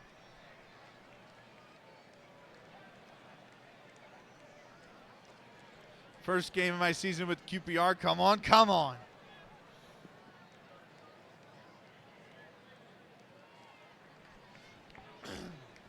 That'll bring up Cap Anson, third baseman.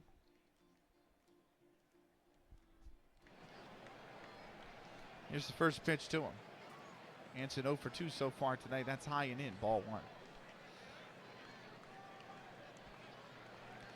Here's the 0-1 pitch. Swung on and missed. That's 1-1. Oh, Block, I got to write you down, man. I didn't write you down.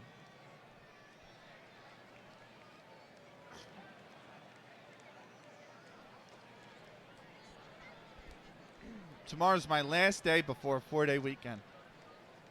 That's my Christmas break. My Christmas break is 4 days.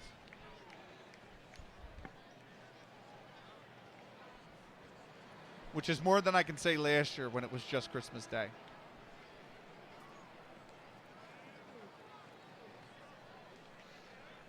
Here's the 1-1. And that's grounded foul down the first base side. It'll be 1-2. Here's a 1-2. That's lined right at the shortstop. He gloves it, and that'll be the final out of the inning.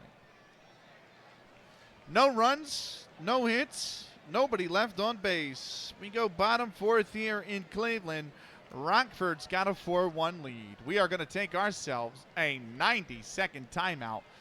We will be back with more in a minute and a half.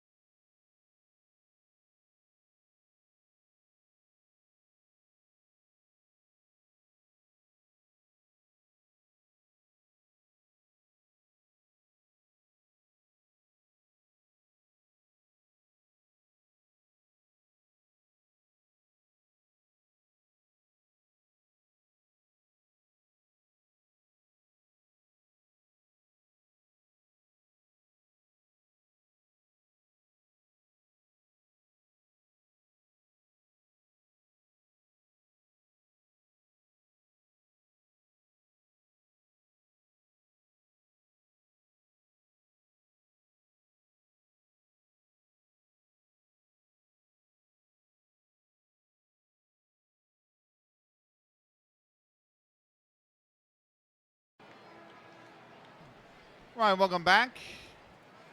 I love this. Their one shot they had is a pen, so it's 1-0 to them, and the spanking begins for me. Whoa. Oh, man. Oh, man.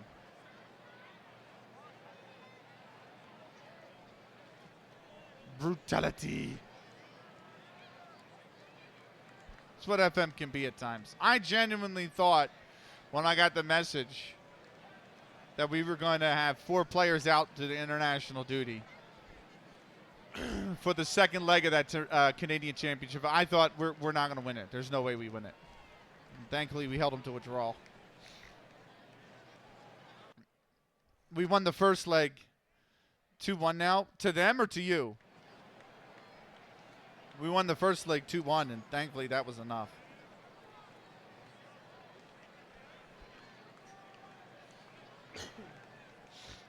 Right, Denny Mack will settle in. Oh, God damn it. And he popped up his first at bat. Here's the first pitch from Dick McBride.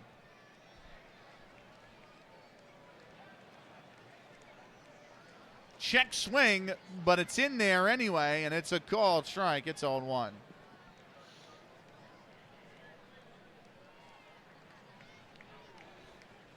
Here's the 0-1. Below the knees, 1-1. 2-2, let's go. Here's the 1-1 pitch. And that's fouled into the seats. 1-2 to count. Here's the pitch. Below the knees, 2-2. Your right wing back with both your goals. Let's go. You know how I know Iceland's going to be a little bit more tricky? I had the game open today, and I went to import my training schedules, and I couldn't do it. And you know why? They're not even professional, and I said they're semi-pro. And I was like, oh, I don't even have the full trainings. Like I can't train them every day. I only get to train them 3 days a week, and that's only if we don't have any games. If we have a game on the weekend, I only get to train them 2 days a week. And if we have 2 games in like a Wednesday, Saturday, I get to train them 1 day that week. I was like, oh. This is going to be fun.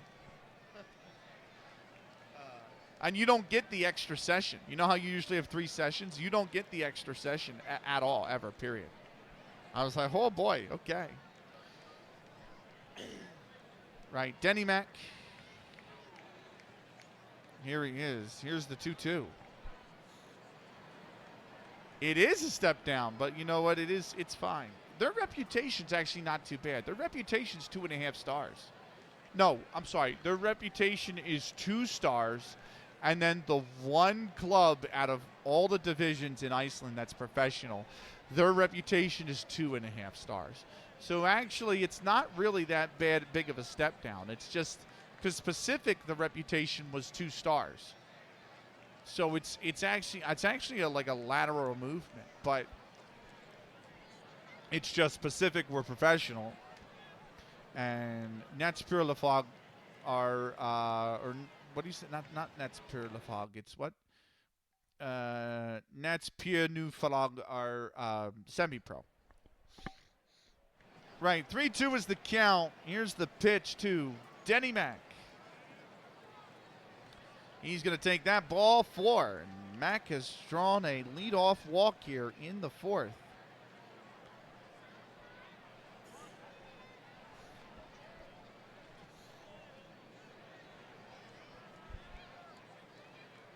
Yeah, about that, Swanky. But they're pro down there. They're pro in National League. This is more like Eastman Premier Division. At least in terms of the professionalism, right?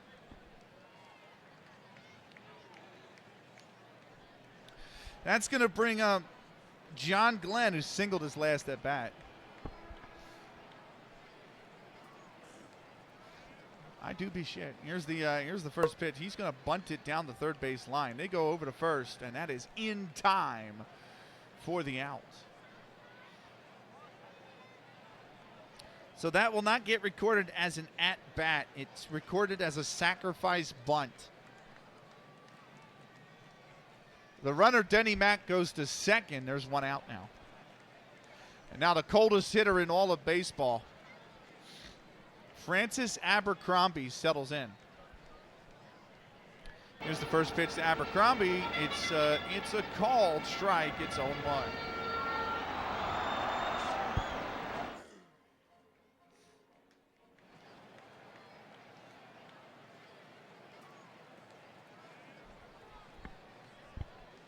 There's decent speed at second, but also he's very good base stealer, Denny Mack. You can see he tried to do it there. Here's the 0-1. That's grounded to the backstop. It'll be 0-2. Here's the 0-2 pitch. He's lined that right at the center fielder, who makes the grab for the second out of the inning.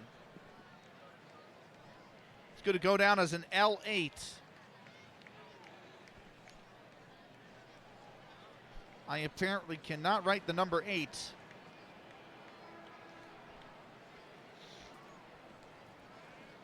But that is 2 away now here in the 4th.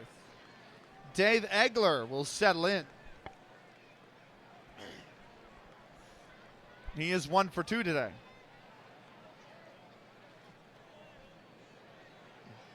Here's the pitch. He's popped that up into foul territory, and over there is Joe Start, who makes the out, and the side is retired.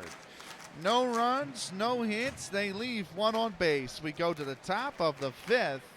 It's a 4-1 Rockford game. Sexy Babsters.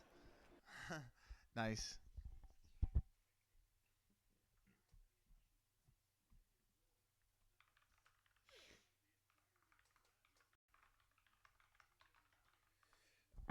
New ending means new sponsor. Dave Hull FC is a Football Manager streamer, Call of Duty Warzone player. Give him a follow if you haven't already. The fantastic Dave Hull FC is our sponsor for this 5th inning here tonight.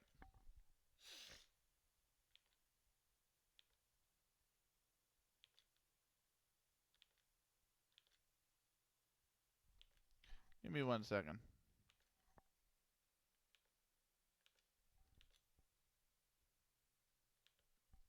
One little second here.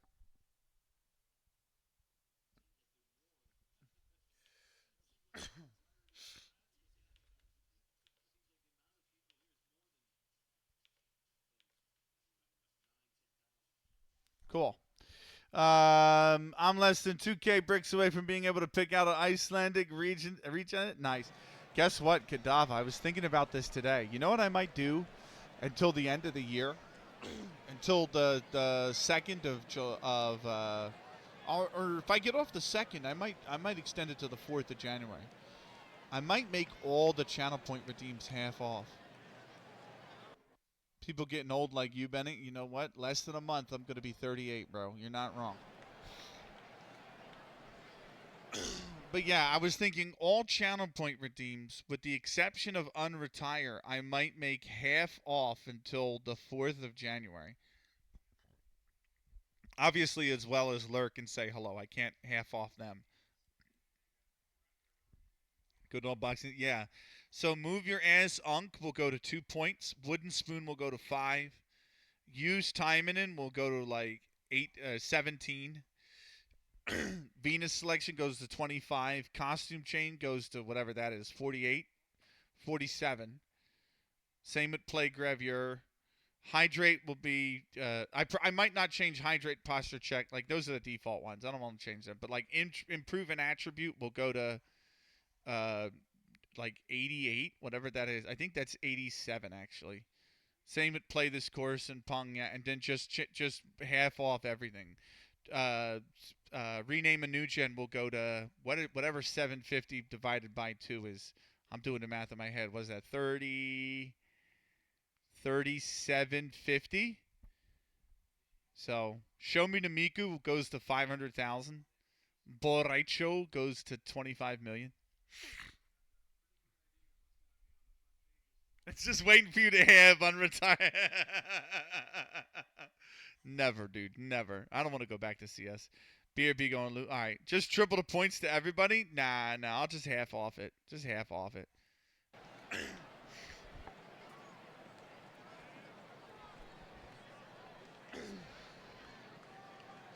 I kind of want somebody to redeem Show Me to Miko at one point in time, just so I can actually show you guys how fucking big it is. Just let me tell you something. It's fucking massive.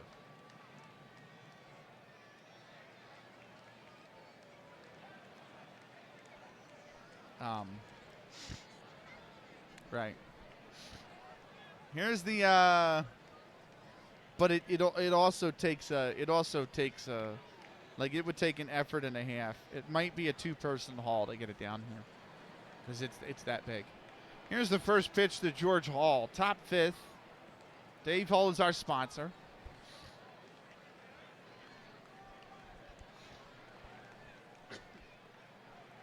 Here's the first pitch. That's a called strike. It's 0-1.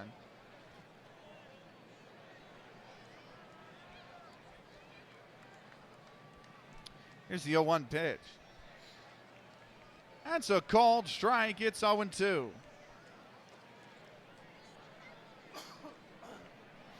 Maybe it's something like if they redeem it, it sits down here for a week, and then I put it back upstairs.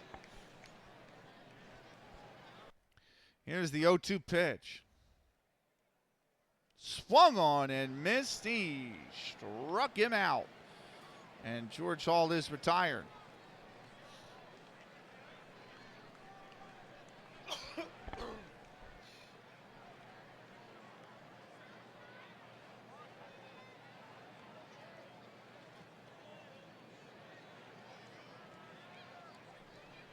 God damn it. All right. That's going to bring up Ross Barnes, second baseman. Here's the first pitch to him. Barnes is going to ground that over to the pitcher. But he beats out the throw. He really hustled down the line. Good Lord. And Barnes is safe at first. I'm sorry, give me one more. So I needed to refix it. There we go. Okay. Barnes is safe at first. It's an infield single. Welcome back.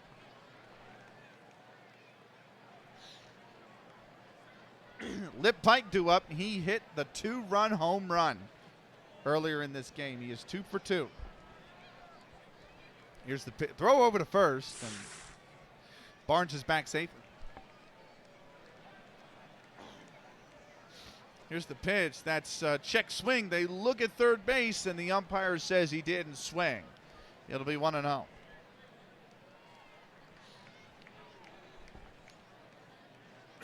Here's the 1-0. That's a called strike on the outside part of the plate. It's 1-1.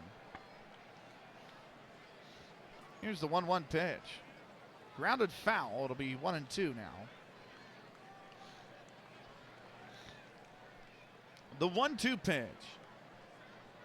That's lined in the gap in left center. That's going to be, it's a great stop actually from the center fielder. They throw over to second. Pike is safe at second. Barnes goes to third. But the big news here now, everybody, is that Lip Pike is just a triple away for the cycle. Had Egler not dived to stop that ball from going to the wall, we could be talking about Lip Pike needing only a double to hit for the cycle. No professional baseball player in our save has yet to hit for the cycle. Pike is a triple away from becoming the first person to do so.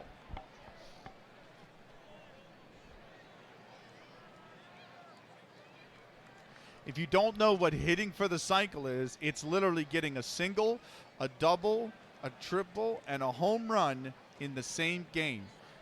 It's not rare like perfect games or unassisted triple plays. Those are like the rare gems, but it is pretty rare. And it is often a much celebrated feat in baseball. Spalding will settle in. Allison is in the batter's box. Here's the first pitch to Allison, who himself is 2 for 2 today. And Allison rips that right at the shortstop. He gloves it. That is the second out of the inning.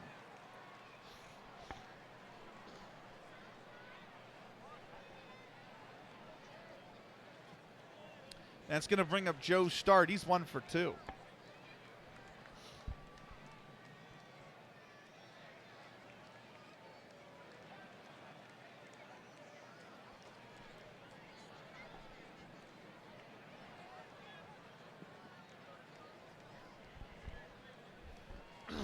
Sorry.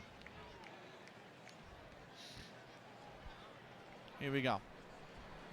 First pitch to Joe Start. That is ripped into center.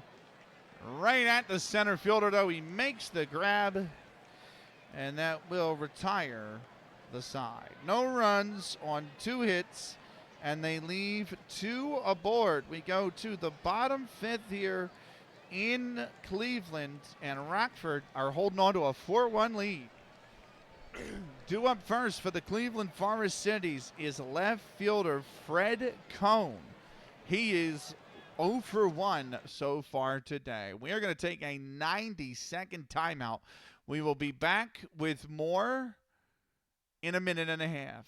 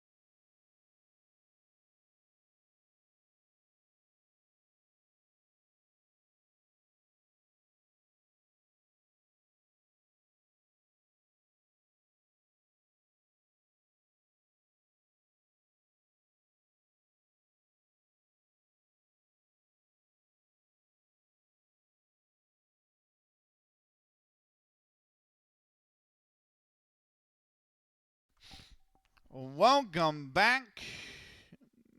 Bottom 5th here in Cleveland. You won your first QPR game 4-2. Let's go. Need to go off and get some sleep, but I'm not tired yet. I felt that.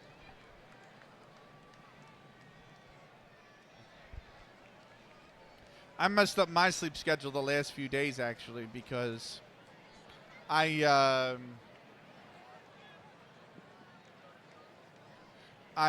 do you call it?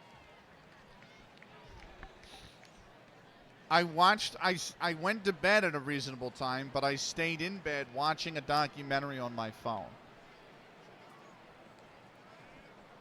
And that meant that 2 nights ago, I was up until, I was up until like 2 in the morning. And then the last night, I think I fell asleep just after 1.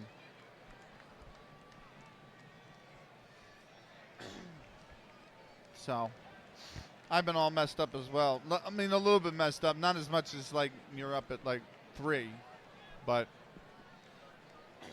yeah, it's never fun. Fred Cone settles in.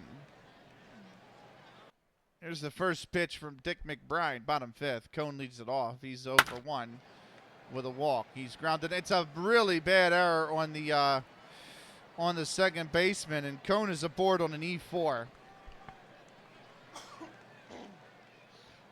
Ross Barnes gets credited with the error.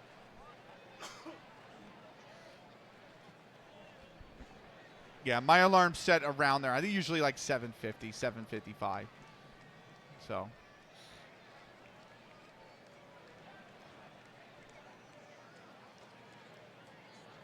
I really lose track on the weekends. Last weekend, I think I slept into like 11 the one day. And I was like, oh my God, how am I going to be tired enough at night to sleep? And that's when I was up till 3 or 2 the following night.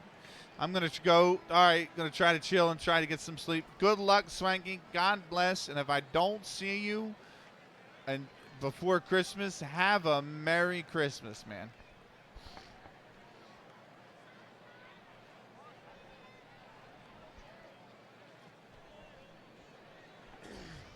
Right. Deacon White settling in. He's 0 for 2. Here's the first pitch to Deacon White. Runner on first. The throw over to first is back in time. As always, been a pleasure, my friend. If I don't catch you, have a good Christmas. And that's outside ball 1.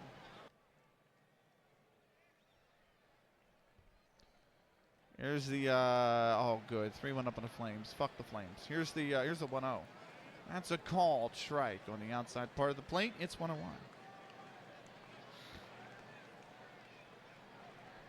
The 1-1 pitch. Inside ball 2. Here's the 2-1. Right back up the middle, base hit. And White has got himself his first knock of the afternoon. It's a single.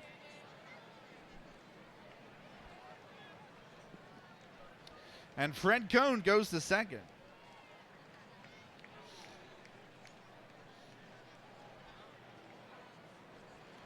Here's the first pitch. It's Al Spalding who settles in. He's 1 for 2 with an RBI. Here's the first pitch to Spalding, and he's lined that right back at the pitcher. The throw over to first. It's a double play.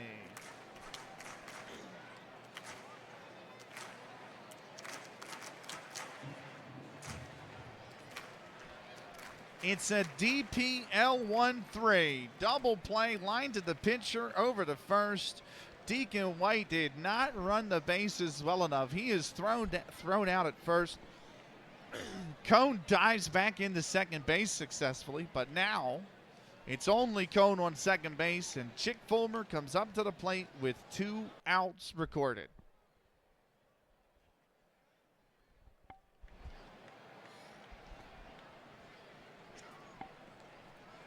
Here's the first pitch to Fulmer.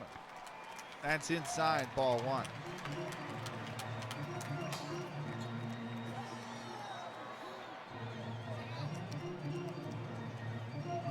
Here's the 1-0. That's grounded, or that's fouled into the seats. It'll be 1-1. Here's the 1-1 pitch. That's ground to the backstop. 1-2 the count. Here's the pitch. That's below the knees, 2-2. There's the 2-2 pitch. Swung on and missed. He struck him out. And the side is retired. No runs on 1 hit. They leave 1 aboard. We go top 6th here in Cleveland. It is 4-1 Rockford. Leading off for the Rockford Forest Citys will be center fielder George Bird.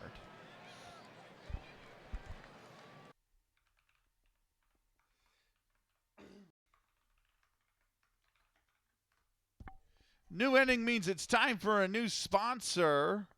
Go check out Aldi. He's an Albanian football manager, streamer, really cool guy to talk to. Has a great save in FM going. Aldi is our sponsor for tonight's 6th inning. It's top 6th here in Cleveland. I need to check on something. You know what? No, I don't. I'll come back to that during the commercial break.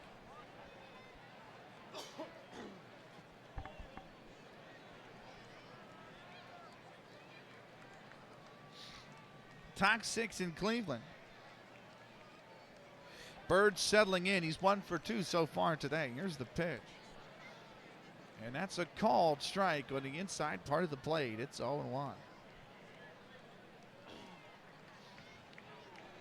There's the 0-1. Are there so many breaks during baseball? He's popped that up to the first baseman, and that is the out. The first out of the inning. Genuinely, yes, Zegon. There is a break. Usually there is a commercial break that lasts 3 minutes between every half inning because the fielding team has to go back to the dugout once it's the half inning, right? So you have all the outfielders that have to run into the dugout. And then the batting team has to get into the box. The pitcher goes out there and gets to throw like a few, like 2 or 3 warm-up pitches before the half inning starts. Because, you know, when the pitcher's not pitching, he's sitting in the dugout and his arm is going cold, you know? So he tries to warm the muscle back up by throwing a few pitches just to get back in the rhythm. And like I said, the fielding team has to come off. So usually it's anywhere from 90 to 180 seconds, the half inning breaks. That's not very long. They go by in a flash. And it's every half inning. And then whenever there's a pitching change, they usually take a commercial break because a pitching change, somebody has to come from the dugout. And the dugout is usually, in most stadiums, it's in the outfield or it's beyond the outfield. Like the dugout in most stadiums is going to be like right here or right here. So what they do is they go to the mound. The manager comes out. He goes to the mound. He asks for the pitcher for the baseball. The pitcher gives him the baseball. Pitcher walks off. And then another pitcher has to come from within the dugout all the way down to the pitching mound to pitch. So usually they take a commercial break then.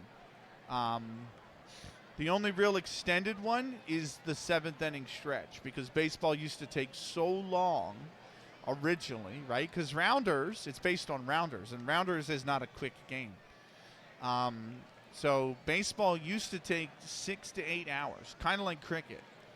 And what they used to do is they used to call this, they had this thing called the 7th inning stretch that was introduced in the majors. And that's what would happen is everybody would get up out of their seats and they would stretch before the last 2 innings, 2.5 innings.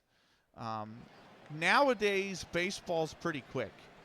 Most games are 2.5 hours. And they play understand. Yeah, they have all sorts of stuff like that. Johan Duran, they play. He has an entrance. I can't remember the name of his entrance theme, but he has an entrance theme as a relief pitcher. But yeah, so genuinely yes. And baseball used to take about 3.5 hours for a game. And if it was a high-scoring game, like let's say you went to a game and it was like 10-8. That was like a 4.5-hour game. Now I would say they run 2.5 to 3 hours. And it's great because there's a pitch clock. So most pitchers are required to pitch within, they have to pitch within, I think it's anywhere from 15 to 18 seconds, depending on if there's runners on base. Like every 15 to 18 seconds, they have to throw a pitch. So games have gone like that. And it's been a fantastic addition to baseball. So.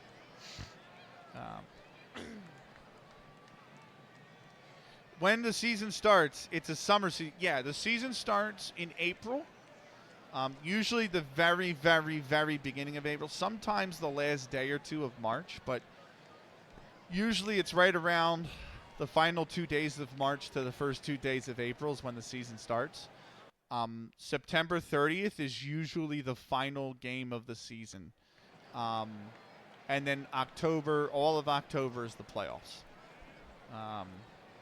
So usually by October 31st to like November 1st is the last game of the World Series. And then they break for three months. So before preseason starts. Yeah, they play 162 games as well. It's crazy. It's a crazy amount of games. Right.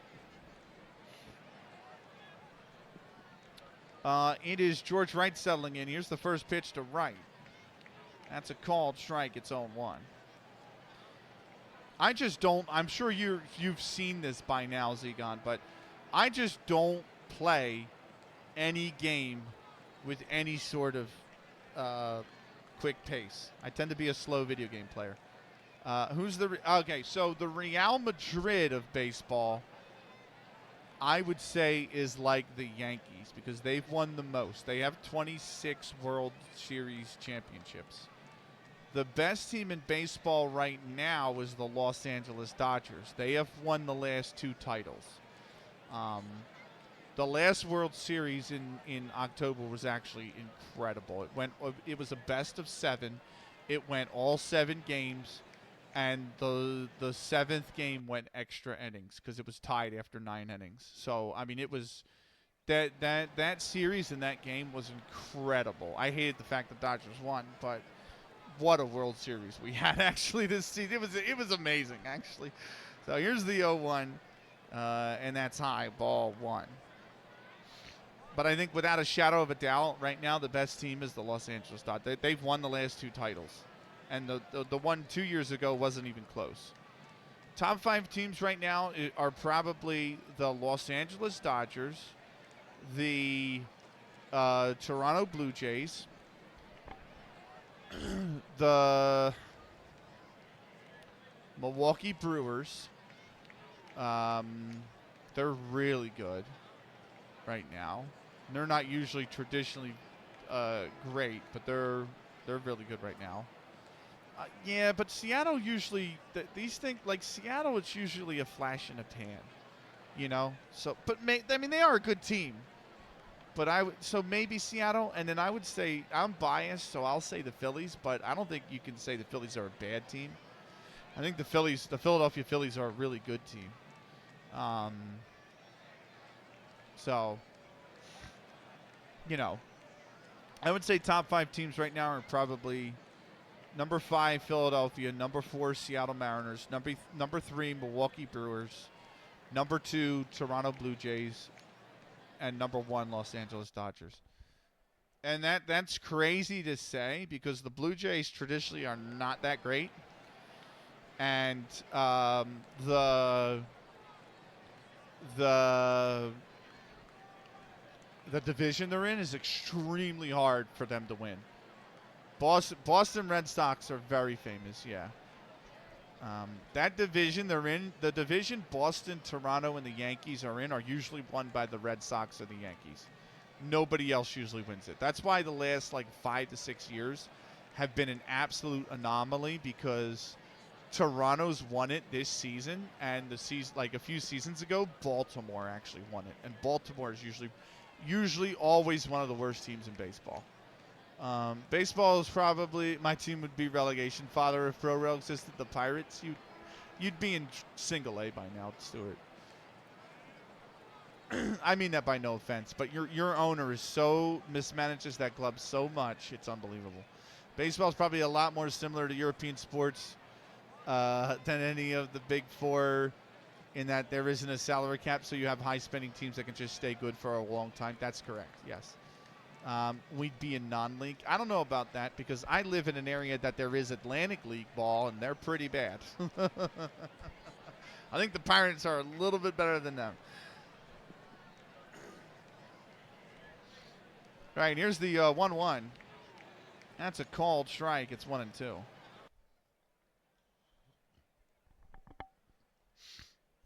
Here's the 1-2. That's high, ball 2. Here's the 2-2 pitch. Swung on and missed. He struck him out. And Wright is retired. That's going to bring up Dick McBride, the opposing pitcher. He's 0 for 2 so far today. Here's the first pitch. That's inside, ball 1. At home games last season, the owner of the Pirates was repeatedly greeted with chants of sell the team. Yeah. The Pirates owner is, yeah.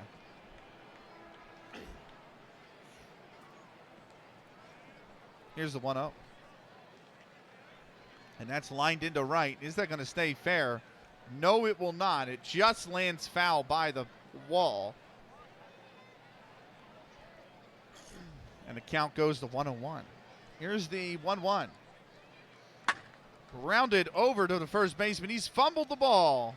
And Dick McBride is aboard on an E3. Denny Mack getting credited with the error. It's the first error of the game for the Cleveland Forest Citys, and it is runner on first, 2 outs. Sucks that the owners who don't spend any money now just get rewarded with luxury tax dividends too. Yep. Just ran the team into the ground until they could leave Oakland. Yep.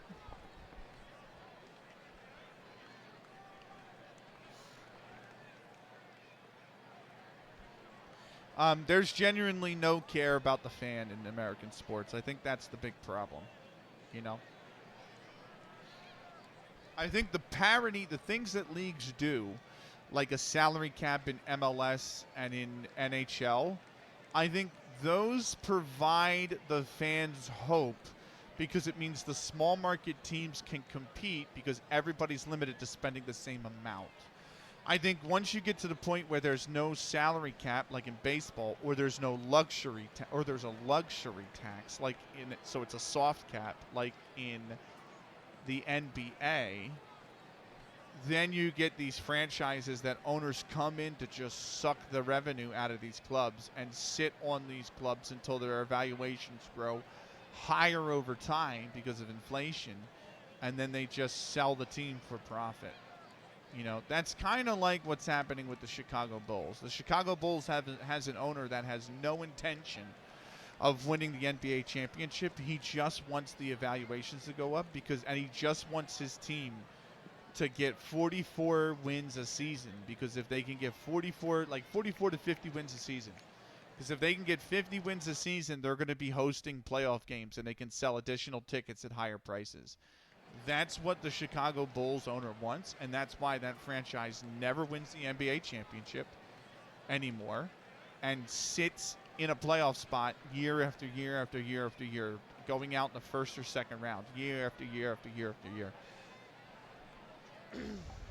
So there's no real care for the fan, I think, in those sports. In the sports that have a salary cap, I think there's a little bit more caring for the fan, because the expectation is they spend what is allotted to them, and they have to make that revenue back up in sales. So if they're shit, they sell less tickets, they could lose money. So interesting. Pittsburgh fans, for good or for ill, are known in the States to be fanatically loyal. Yeah. Think Sunderland fans or Wimbledon fans. Wimbledon fans is a really good example, although the team hasn't moved out of Pittsburgh. And as much as I don't like the Pirates, you guys deserve a baseball. There is so much history at the Pirates. That franchise should stay in Pittsburgh forever. But, yeah. Bad owners, like, you think bad owner, I mean, bad ownership does the same in football. Look at Sheffield Wednesday. You know, look at Reading. Look at what ownership has done to those clubs. Look at what it did to the likes of Leeds and how long it's taken Leeds just to get back in the top flight, let alone even, I mean, they're nowhere close to how competitive they were in the early 90s. So when an owner alienates the fans to the extent that they are openly telling the owner to sell, that's very telling. Yep. Yeah, what it's doing to Wolves. What it will do to Nottingham Forest, the rate their owner's going.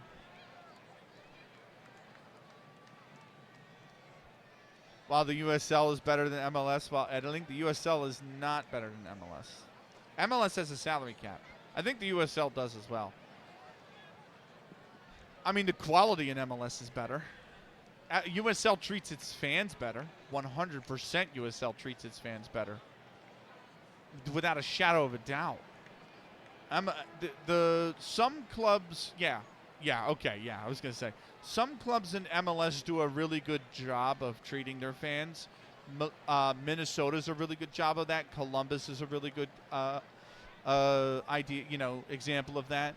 Some clubs do not. DC United is a really good example of that. But after the first of the year, I need to order season tickets from a local site. Let's go. But I think that I understand what you mean by that, Chasing Lamey, but I also think there's a need for it to feel a little like soccer because the American sports fan is so casual. It's not like Britain where everyone is so loyal to their club from their area. The American sports, the leagues are constantly competing against each other. The NHL is constantly competing with the NBA, is constantly competing with baseball, is constantly competing with the MLS. You know what I mean? So they change.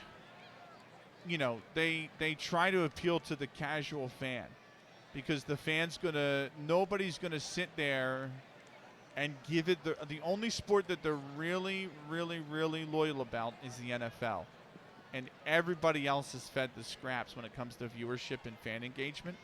So they're trying to capture that as much as possible because the television viewer in the United States is more than likely not going to be a devoted fan.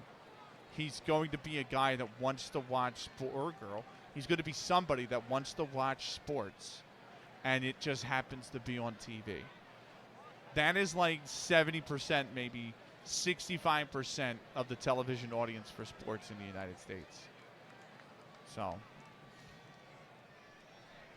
that's why all these specialty channels that popped up that I missed that used to run in the 90s, like Speed TV. Speed Channel was awesome because Speed Channel would do the Dakar Rally. You could watch the Dakar Rally. You could watch the rallies in Finland and Sweden. You could watch the things like that. You could watch Formula One on it because there was no real broadcaster back in the day for it. You could watch GT3 series. You could watch GT4 series, 24-hour series. Speed Channel was amazing, but that is so niche that you're never appealing to the casual fan, and that's only going to last a few years before they go belly up, and that's exactly what happened. I feel like the U.S. could have the true football experience, but nobody understands the roots of that enough to make it happen. How to foster that connection between country, community, and club. Speed Channel RP, yeah, I know. It was great back in the day. I feel the other thing is there's also some challenges the U.S. have that Europe does not. And I feel like a lot of Europeans that come in here and constantly look at MLS and say, why is it different? Because the whole fucking country is different. You know? The only country in Europe that's in 2 different time zones is Russia. We have 5 to 6 of them if you count Hawaii. If you just count the continental, we have 4 of them. There's a lot of unique challenges in having a country that big. You know? I put a message that the Columbus supporters group sent the Atlanta supporters group when Atlanta got their MLS team. Sean! I gotta go close your tab, bro. Entity. Welcome in, man. I intend to live by my own code now. Where is your tab? Oh, yeah, it's gonna have my name on it now. How was your stream, Sean? Welcome in.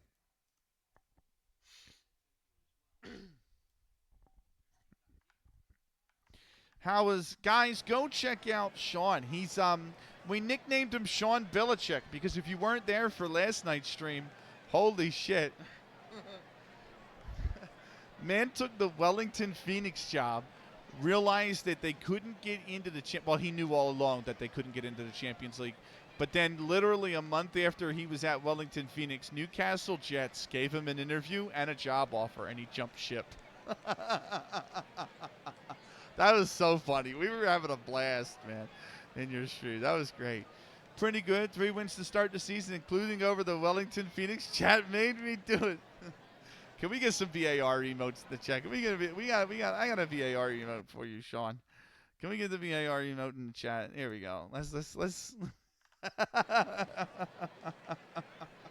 Nah, I love you, bud. I'm glad you started off on the right foot.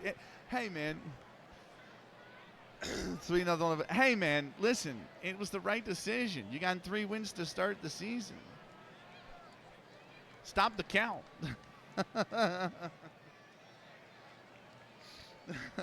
Stop the count. That's what I say. Sean, I'll give you your shout out in a little bit. Let's see, what are we in the 6th, 7th, 8th, 9th? You're actually going to be the 9th inning shout out. So, yeah, defense a bit leaky, but attack still going nicely. Listen, it worked for Miami. Inter Miami, this IRL this season, literally that's all they did. They were like the second highest conceding team in the Eastern Conference. But boy, did they score, and score a lot, and they ran that all the way to MLS Cup. So if you're in two minds about following Sean, he really is a phenomenal streamer, top tier in my humble opinion. If he were based in Europe, he'd be getting far, far more credit. Oh yeah, Sean is fantastic. I got all the time in the world for Sean. D-Boy Plays took the Phoenix women's job the other day, not realizing they couldn't play in Asia either. Yeah, that brutality. But to be fair, I don't think in his save the Champions League is a requirement. It's just a bonus. Welcome in, Sean. We are in the 6th inning. It's the top 6. There's a runner on first. There's 2 outs.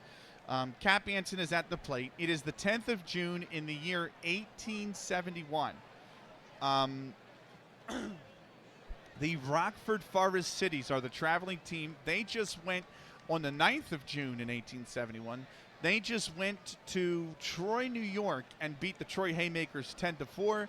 On their way back to Rockford, Illinois, they have a stop in Cleveland, Ohio, where they're going to play the Cleveland Forest Citys. That's the game we're at now. Rockford come in 6-9 after yesterday's win.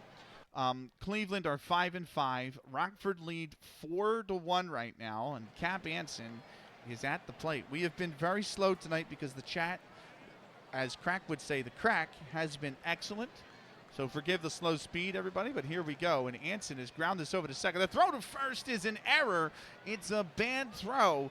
It's an E4, and Cap Anson is aboard on an error from the second baseman. Going to second is Dick McBride, and second baseman William Johnson will get his first error of the afternoon, the second of the inning, and second of the game for Cleveland.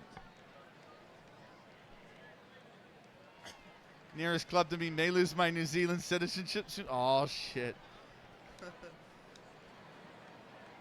I never give credit isn't due. Also, he has excellent taste in music. Fair enough. My music taste is very odd, which is why I literally have a chat rule that says no complaining about the music.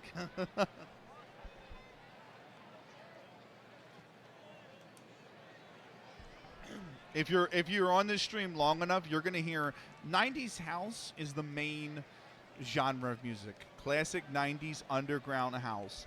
But if it's not underground house, it's like Japanese rock, it's classic rock, it's absolutely everything.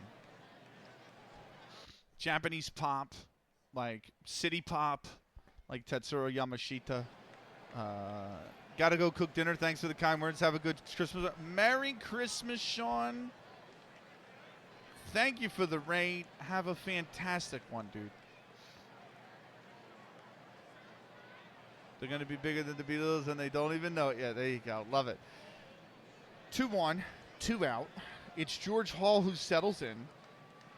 Hall is 1 for 3 so far today. Here's the first pitch to Hall, and that's high, 1-0. Here's the 1-0. Check swing. They go to third.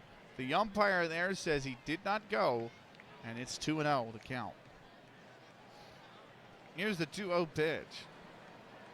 That's in there for a called strike. It's on 1. The 0-1 pitch. Grounded foul. Here is the 2-2 pitch. That's grounded over to second, on to first. That's in time, and that will retire the side. Anyone who looks like in the banter channel doesn't understand the top tier class man at Columbus sent, just ping me and I'll explain. I'm only being silly, slightly hyperbolic. They're like the perfect blend between Radiohead, Alice in Chains, and RHCP. What's RHCP? What was that? 4-3. 4-3 was the put out, and that is the side retired. No runs, no hits. They leave 2 on base. We go bottom 6th. It's a 4-1 game. Red Hot Chili Peppers, got you.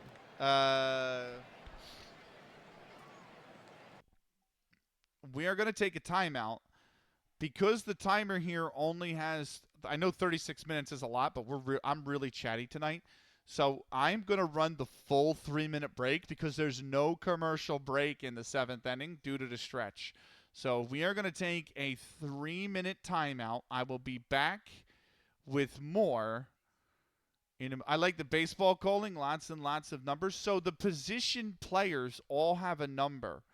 So the pitcher is 1, the catcher is 2, the third baseman is 3, the second baseman is 4, the third baseman is 5, the shortstop is 6, the left fielder is 7, the center fielder is 8, and the right fielder is 9.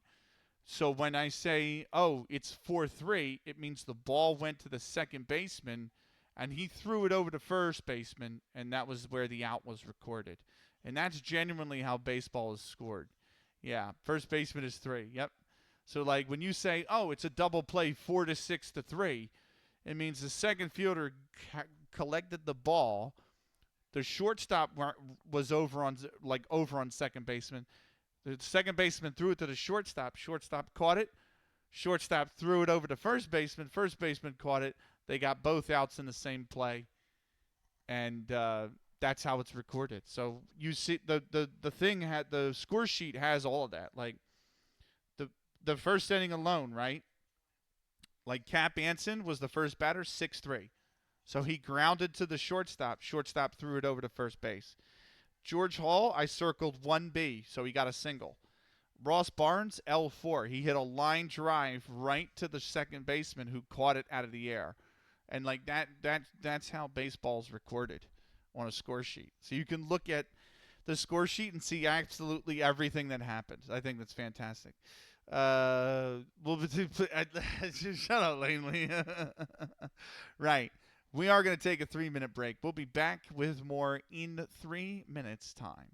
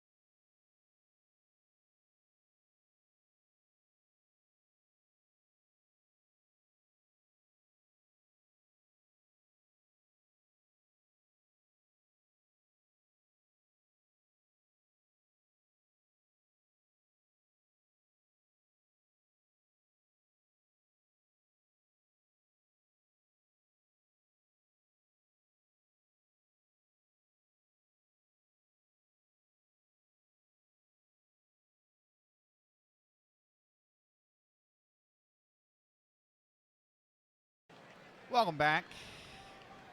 Bottom sixth here.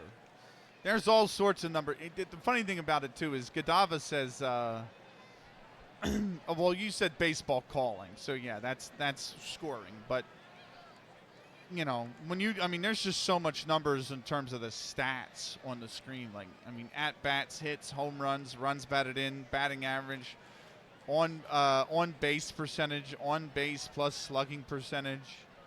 You know, and then wins, loss, innings pitched, hits, earned runs, base on balls, and strikeouts. And then earned run average. Like, everything is a stat in baseball as well, which is fantastic.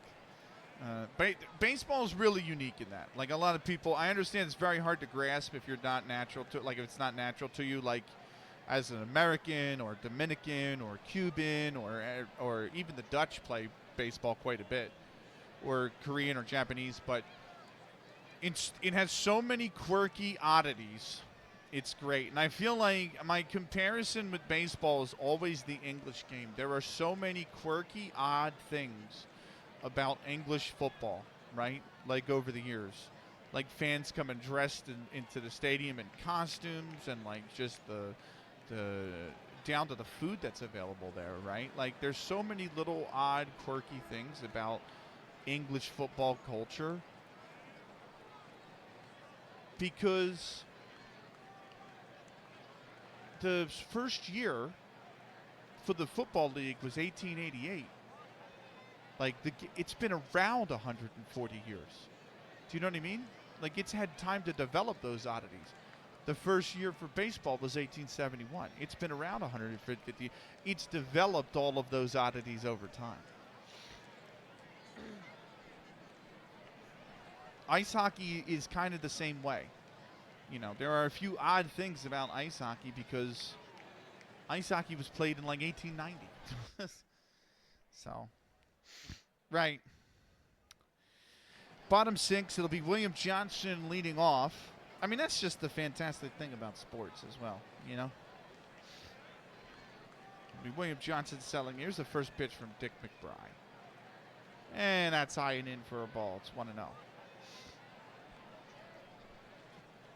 Here's the 1-0 pitch.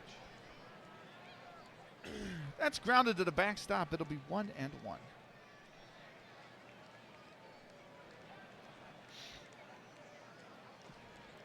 Here's the 1-1. He's swung on and missed. That's 1-2. Well, the reason they say base on balls, lamely, is because the alternative walk is to be hit by the pitch. If you're hit by the pitch, you get a free walk down the first base. So,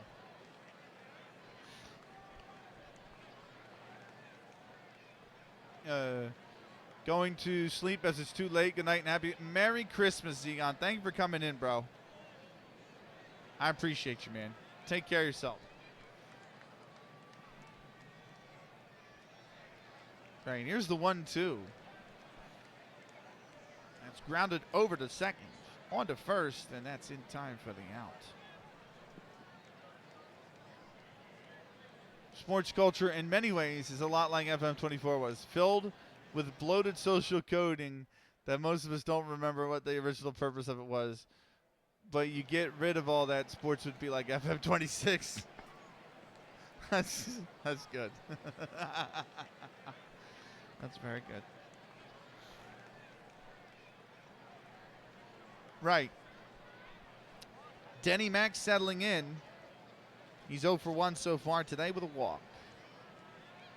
Here's the first pitch to Denny Mack. That's a called strike on the inside part of the plate. It's 0-1. Here's the 0-1 pitch. It's fouled to the backstop. It'll be 0-2. I'm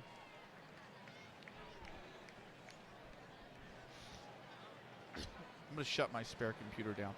Now, I have 9 videos of the Paralympics left, and I'm actually done watching them, which is crazy. Here's the 0-2. Inside.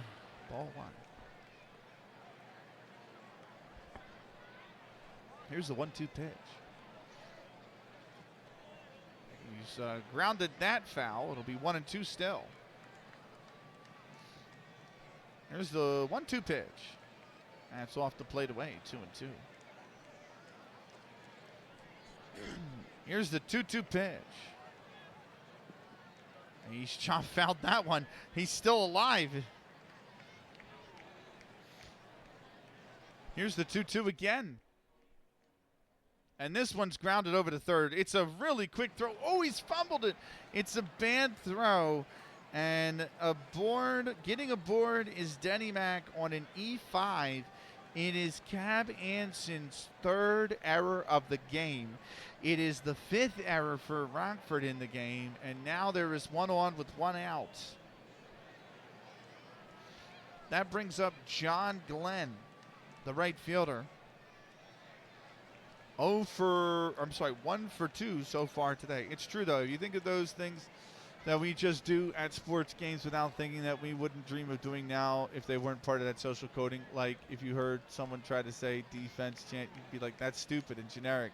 And both teams have defense. Why would we want to do that? Yeah, exactly.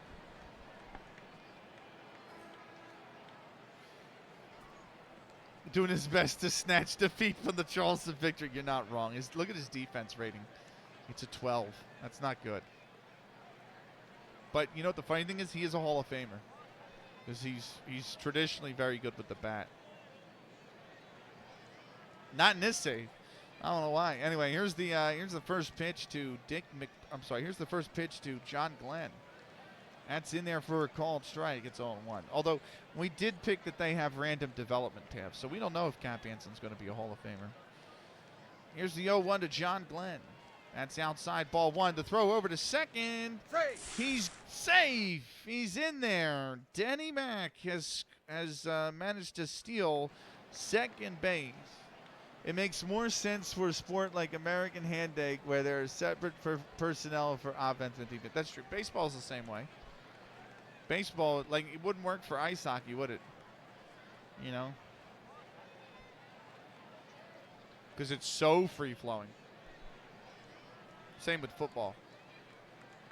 Here's the 1-1. And that is swung on. It's in to center field. Base hit. They are going to hold Denny Mack at third. Glenn gets his second base hit of the afternoon. And there are runners on the corners. And there's only one out. That'll bring up the coldest hitter in all of baseball, Francis Abercrombie. He has 2 hits in 42 at-bats. No, they're not. No. I mean, back in that day, it was basically like cricket, like test cricket, where you basically just played in whites, and both teams did. You didn't really start to get variation in the jerseys, I would say, until like the Major League Baseball era, which doesn't begin until 1901.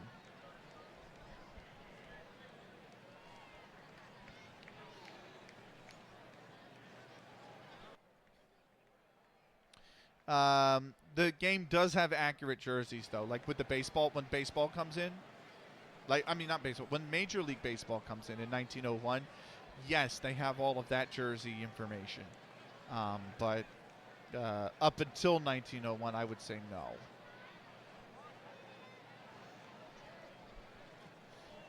Here's the first pitch. And he's grounded that right back to the mound. Over to second. Do they get the run at second? They got the run at second base. 1-6, fielder's choice. Abercrombie is aboard. Glenn is thrown out at second. Denny Mack is held at third. And it's runners on the corners, 2 outs. There's the door for getting out of the inning is opened now for Dick McBride and the Rockford Forest Citys. We'll see if they can capitalize on it. Due up now is center fielder Dave Egler. He's 1 for 3 so far today. Here's the first pitch. That's grounded, foul down the first base side.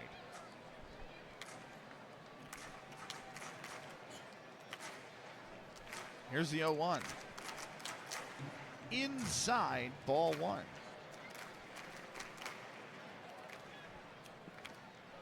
Here's the 1-1. That's off the plate away, 2-1. The 2-1 pitch. That's grounded to the backstop. It'll be 2-2. Here's the 2-2. Check swing. They look at first base. He did not go. And it's 3-2 on a plate, on a ball off the plate away. Full count to Dave Egler. Here's the payoff pitch. Grounded over to short. Oh no, he's fumbled it. He's fumbled it. It's an E6. He went to pick it up. It hit off his hand. It rolled 5 feet in front of him, and he couldn't recover it. It's an error on George Wright, the shortstop. It's the 6th error now for Rockford in this game. Coming in to score is William Johnson. Going to second is Francis Abercrombie, and it's a 4-2 game now.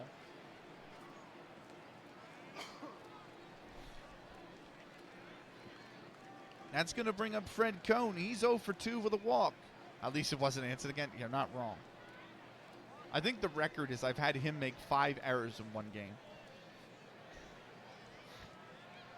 Here's the first pitch. Oh no, it's gone by the pitcher or the catcher. It's a passed ball. Egler goes to second for free. Going to third is Francis Abercrombie. And now it's second and third with 2 outs. The 1-0 pitch now. Grounded foul. It'll be 1-1. The 1-1 pitch. Swung on and missed. Oh, I'm sorry, he fouled that.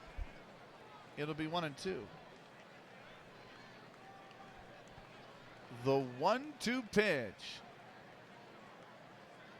Grounded over the third. On to first, and it's another bad throw from Anson. It's another bad throw from Cab Anson. Going to third is Dave Egler. Francis Abercrombie is going to get himself over to second.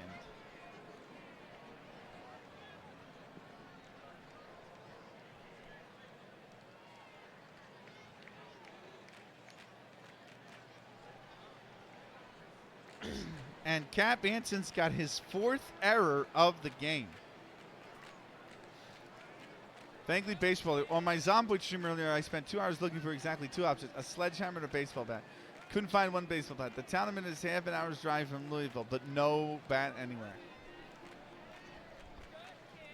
For saving his average, reaching via an error it doesn't count as a hit, so it would still hurt his average. Although Abercrombie got a fielder's choice, but yeah, that doesn't also count as a hit. Your batting average is only literally your hits divided by your at-bats. So your hits is literally a single, a double, a triple, and a home run. And your at-bats are anytime you get one of those, you strike out, you ground out, you fly out, you line out, or you fielder's choice. Fielder's choice is basically when you ground the ball and the defense decides instead of throwing you out at first, they throw one of the other runners out. So if you have a runner on first and you ground the ball to the shortstop and they throw the runner out at second, but they can't get you, it doesn't even go down as a hit. It goes down as a fielder's choice because it's deemed that you didn't hit the ball well enough to get a hit. The only reason you're on base is because they decided to throw somebody else out instead. Crack. Attack. Central. Welcome in, my man. You cannot sleep, you poor bastard. You either cannot sleep or your alarm has just gone off at an absolute bastardly time in the morning. Ill baseball? Bro, get.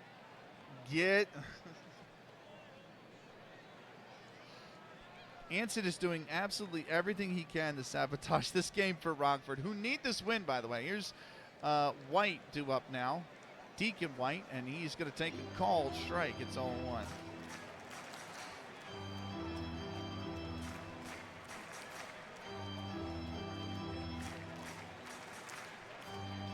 Here is the can't sleep, but strong sleep is for the weak. Bro, come on now. You and Swanky both. Here's the 0-1. That is shot into center field, way back there. Center fielder's going on it. It's off the top of the wall. It'll be runs. Going into second base is Deacon White. He's got himself a 2 RBI double. Egler scores. He doesn't have a 2 RBI double.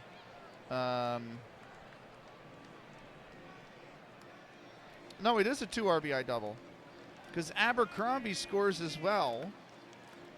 It's a 2 RBI double. Fred Cohn goes to third, and just like that, this game is tied.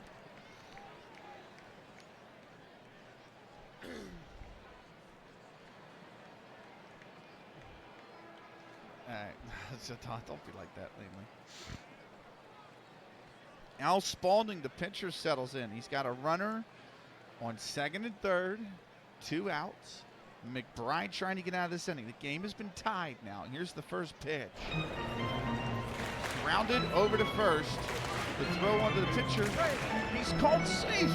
He's called safe by the umpire. He did look out to me, but it doesn't matter. He's called safe by the umpire. Cone scores. White goes to third, and Spalding has got an RBI double that puts Cleveland into the lead. Editing of it, even I'm bored shitless. Trust me, nobody wants to watch me do that. There you go.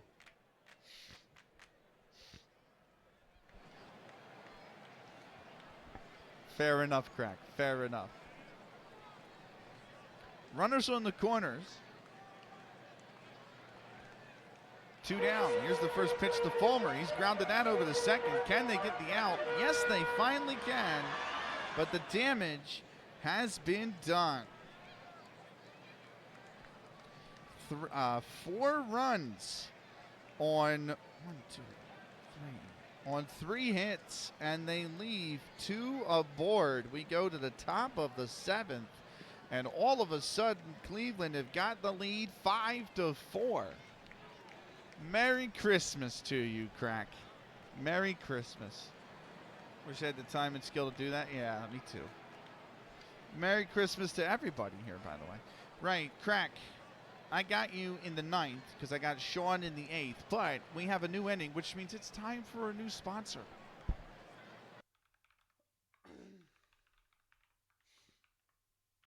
Fair enough. Oh,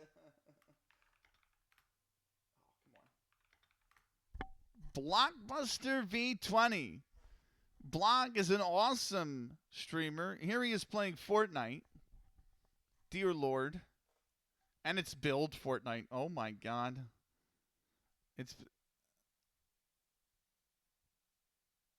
Oh my God. Oh my God.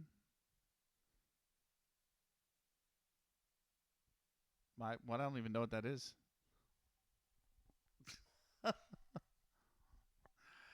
Build Fortnite is the worst version of Fortnite. Don't at me. But no, they do play Rainbow Six Siege, Warzone. They play COD Warzone. They play Rainbow Six Siege. They play F1. They play Football Manager. They play Rocket League. Go on and give them a follow. Blockbuster V20 is our sponsor of this 7th inning here tonight.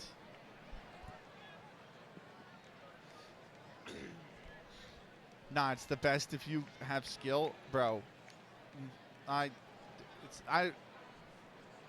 don't want to not call it skill because I don't want to be this bombastic assholic American, but like I can't fucking follow it. When people like the elite level 40, you're just spinning all around and shit. I can't follow that shit. From the serious FPS, it's not considered a serious FPS. Although, I, for one, but you follow baseball, so, don't make me time your ass out, Crack. I, for one, have a personal vendetta against Fortnite, so I am not the right person to ask that question. Right, because I am always going to say, it sucks, it's shit, fuck it. Oh my God, is it looked down upon by CS? Yeah, but then again, any shooter that's not CSGO, except for maybe Rainbow Six Siege, is looked down upon by CSGO. elites.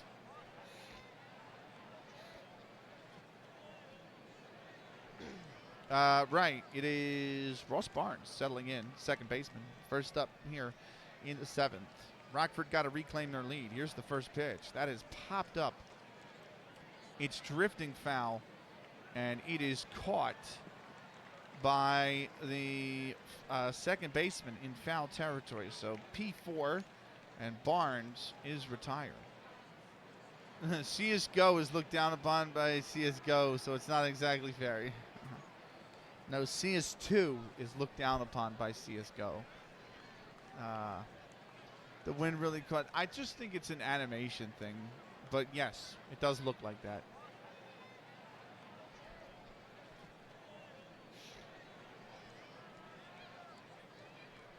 Right. Here is Lip Pike.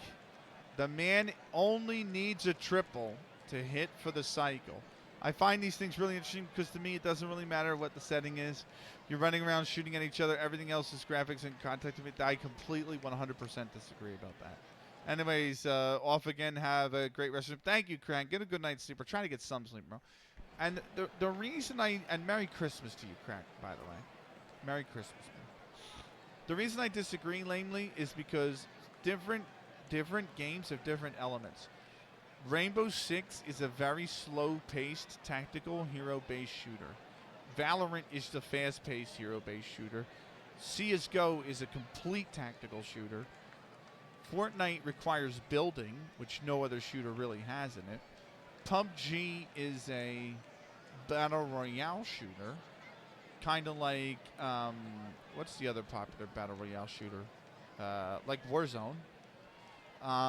You know, like they all play a little bit differently, but they all can be subcategorized into hero shooters, battle royales, arena shooters, and tactical shooters, in my opinion.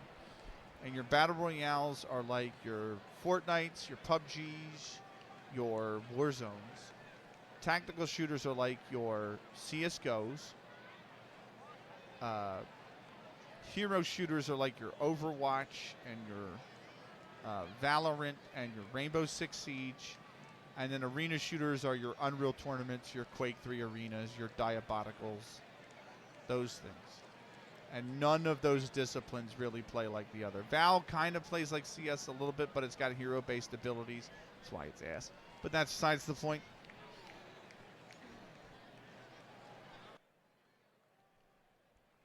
Since you got banned from Rainbow Six Vegas too. Unreal Tournament's probably... CS is probably the last serious shooter I played. CSGO. But before that, it was Unreal Tournament. And I've been playing Unreal Tournament. I love Unreal Tournament. I will never not love Unreal Tournament.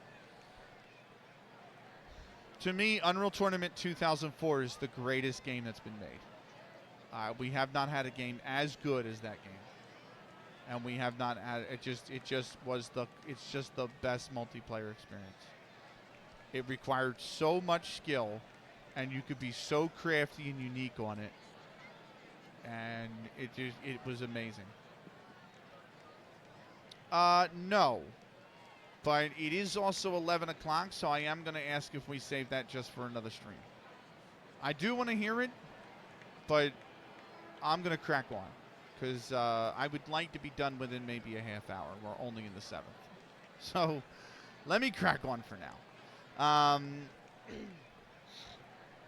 Here's the first pitch. That's inside, ball 1. Lip Pike is the batter. Here's the 1-0. And that is lined right at the second baseman for the out. And Merry Frodank Peggies. Welcome in, man. Welcome. Merry Christmas, Frodank. How are you, bud? I hope you're well. It's great to see you. Oh, yeah, just remind me after Christmas. Well, you'll laugh your ass off. It's the most online FPS story. Fair enough. Nice wave. I love the little Christmas emote, you guys. Is that you? Oh, my God, I can't click it. Snowware. Oh, no, that's a limited time emote. Nice. Let me give you a shout out. Because I have a sponsor already for the 8th and 9th inning.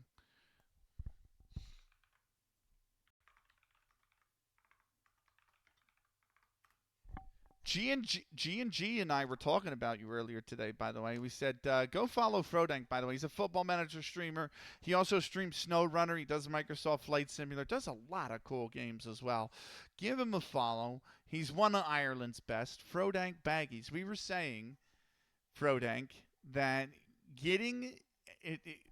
going to the FIFA World Cup for the Football Manager tournament, right? And managing to get G&G, you, Crack Attack Central, Skull Crusher, and Owen in the same room, and how much absolute amazing crack that would be. The 5 Irish goats, we call them, or at least I'm going to call them. So, but yeah, man, it's good to see you, brother. I hope you're well. I hope your streams have been going well. I've been lurking. Did you raid out, by the way? Because if you did, I got to close your tab. Or were you not live tonight? You might not have been live tonight. No, that was the other night. I was thinking of the other night. My bad. My bad. That was the other night. that was the old price. Cool. I completely lost track of where my streamer dashboard is. What the fuck? What the shit? There we go. Okay, cool.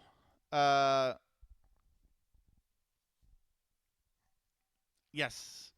He is a fellow flight simulator enthusiast. Appreciate it, dude. Yeah, I finished this for this. Oh, I must have completely missed. I must have not had you tabbed. Shit. It's probably one of those things where you went live after I did, and then it could have been one of those things where you went live after I did and then ended before I have. I completely missed you. I already got my entry in for the FM eWorld set. Let's go. Right. 2 out, nobody on. Doug Allison at the plate. He's 2 for 3. Here's the first pitch. That's off the plate away. 1-0. A 1-0 pitch. Inside. Ball 2. It'll be 2-0. The 2-0 pitch. That's high. Ball 3. The 3-0 pitch. He's taken all the way. That's a called strike. It's 3-1.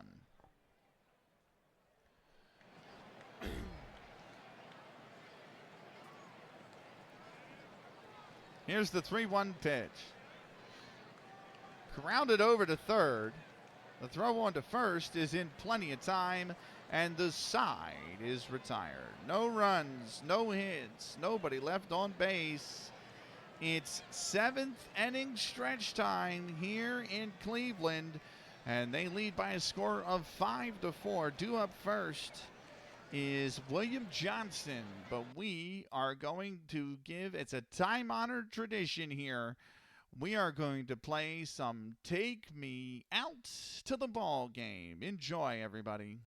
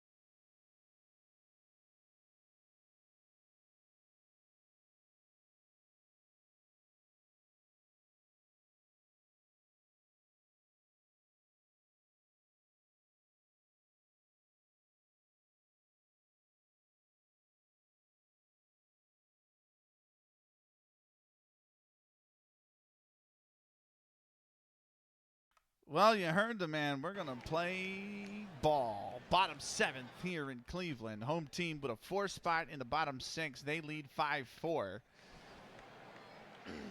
Rockford started strong. 1 in the top of the first. 3 in the top of the second off Lip Pike's 2-run home run. But they've been blanked since. And now, Cleveland, for the first time in this game, come up to bat with an opportunity maybe to extend that lead. Dick McBride still on the mound. He is going to throw the first pitch to William Johnson, who got things started with a ground out last inning. Here's the first pitch, and this one is popped up, drifting foul, and it will land foul. Oh, let me turn the Vivaldi audio back off, by the way. There we go. Here's the 0-1. That's grounded to the backstop. It's 0-2. Here's the 0-2 pitch. Grounded over to second. The throw on to first. It's in plenty of time, and that's the first down of the inning. Well, this inning starts exactly like the last. William Johnson, 4-3. That's going to bring up Denny Mack. Mack is currently 0-2 with a walk. First pitch to Denny Mack. That's a called strike, and it's 0-1. Here's the 0-1 pitch. Off the plate inside, 1-1. Here's the 1-1 pitch. That is shot in the left field, drifting foul, and it will land foul. It'll be 1-2 the count. Denny Mack. 1-2. Here's the pitch. Grounded to the backstop. We'll do it again. The 1-2 pitch. That's below the knees, 2-2. The 2-2 pitch. Grounded in the gap. It's a base hit for Denny Mack. And he's aboard for the second straight inning.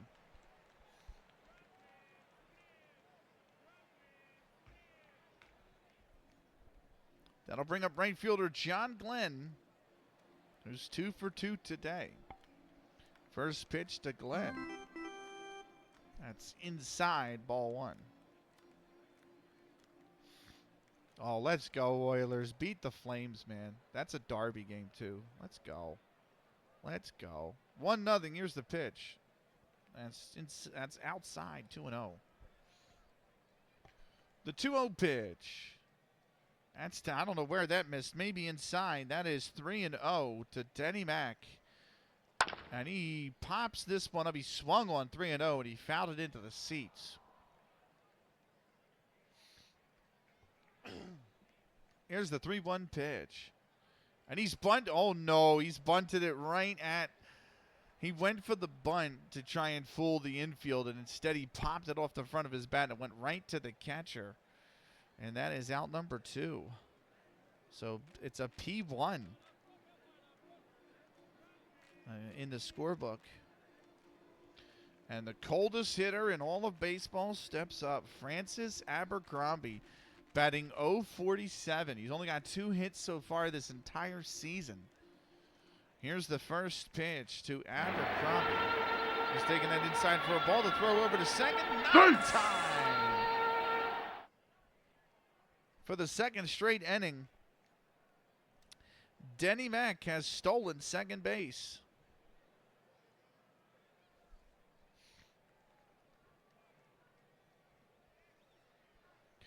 Here's the 1-0 pitch to Abercrombie. He has popped this up. The first baseman's coming over, and he will make the play, and the side is retired. No runs, 1 hit, and 1 left on base. We go top 8th. It's a 5-4 Cleveland game. I can only assume you played baseball. What position? I was a shortstop and second baseman when I was a kid. I played it for 4 years. You're absolutely right.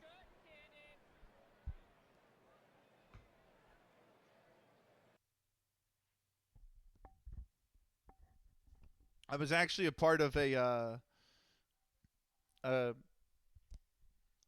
think when I was 7 or 8, I think it was 7, we actually went on to win the Northeast Regional uh, Championship. Like each rec center had well, not each rec center. How do I put it? The rec center that I grew up on had 8 ball fields, so a lot of kids from that area played at the rec center, and I was a part of a team that played in a league of about 10 other teams, or 9 other teams. There were 10 teams in the league, and we played each team twice, and we went through the whole season undefeated, went into the playoffs because the playoffs were semifinal, final, and we went undefeated then.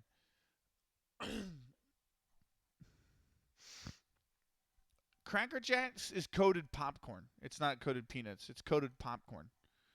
Um, so me too. I played international for Ireland Little League. Let's go. That's fucking so awesome. Wait? Did you ever go to Williamsport then, Frodank? Third base my first year. First base my second. Shortstop year 3. 9/11. 9/11. Oh, not years 9 to 11. Gotcha.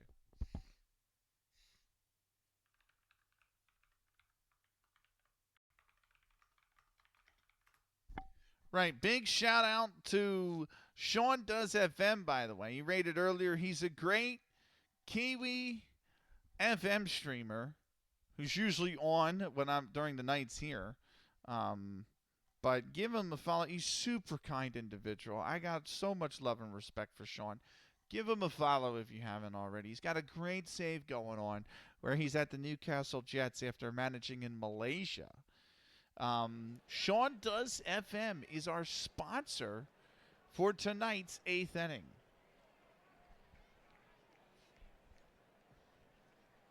Joe Start, the first baseman, settles in. He is 1 for 3. I think the big thing is I want to see if this lineup can get back to it's going to be a tough task, but I want to see if this lineup can get Lip Pike one more at bat because he's got a double, a home run, and he's got a single, a home run, and a double. So if he has one more at bat, he gets one more chance to try and hit for the cycle, which no batter has done so far yet in our save. It's very hard to do. Here's the first pitch from Al Spalding to Joe Start. And that is ripped into left. Is that going to stay fair? No, it does not. Here's the 0-1. And that's grounded through the gap into right. And Joe Start has got a leadoff single for Rockford.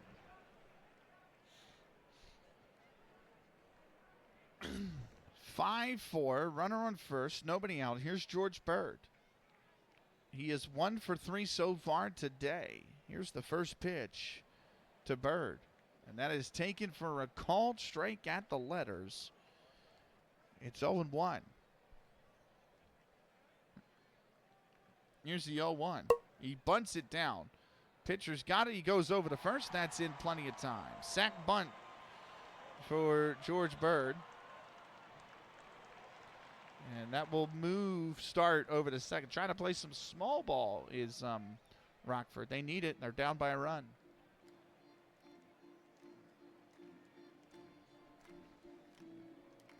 That's going to bring up George Wright, who was 0 for 3 so far today. Here's the first pitch from Al Spalding, and that's in there for a called strike. It's 0-1. Here's the 0-1 pitch. That's high. Ball 1. 1-1.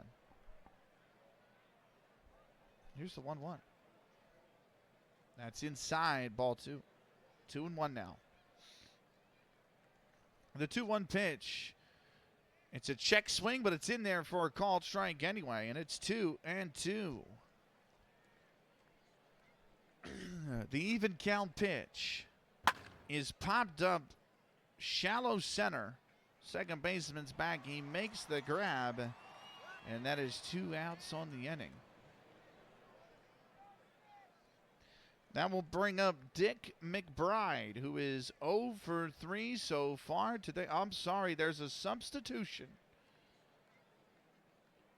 I'm surprised they're taking McBride off. That might come back to haunt them. We'll see. What is it? The 8th, subbed 8th. It is Al Barker who comes in for McBride. Pinch hitter. 8th, 4-9. Okay. Barker. 1 for 6 so far this season. He is at the plate. Pinch hitter. Here we go. And he has popped it up on the first pitch to the second baseman. And that is the out. And the side is retired. No runs, 1 hit. They leave 1 on base. We go bottom 8th, and it is a 5-4 game. Yeah, if you sub, yeah, it's just like football. If you sub someone out, they're done for the game. So that's every position. Yep, every single, including the pitchers. So once you sub a player off, he's done for the whole game. Honey Badger, why is the alert not playing? There we go. To no entity. I intend to live by my own code now. What's good, Badger?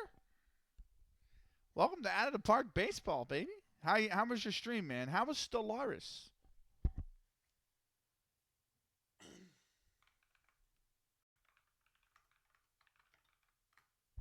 Go give Honey Badger a follow. I owe allegiance to no Thank you, entity. Chuck. I intend to live by my own code now. Go give Honey Badger a follow if you can. He's an awesome guy. Football Manager streamer. Stellaris. He does some watch-alongs for the Bears. Because he's a big Chicago Bears fan. He's just a really cool guy. He's a big Chelsea fan as well. Give him a follow if you haven't already. Honey Badger is fantastic. Welcome in, Chuck. Thank you for the raid. How was Stellaris, y'all?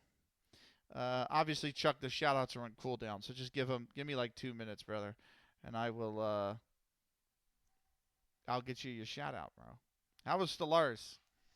Let me know. We are in Out of the Park Baseball. We just went to we actually are supposed to be taking a commercial break right now.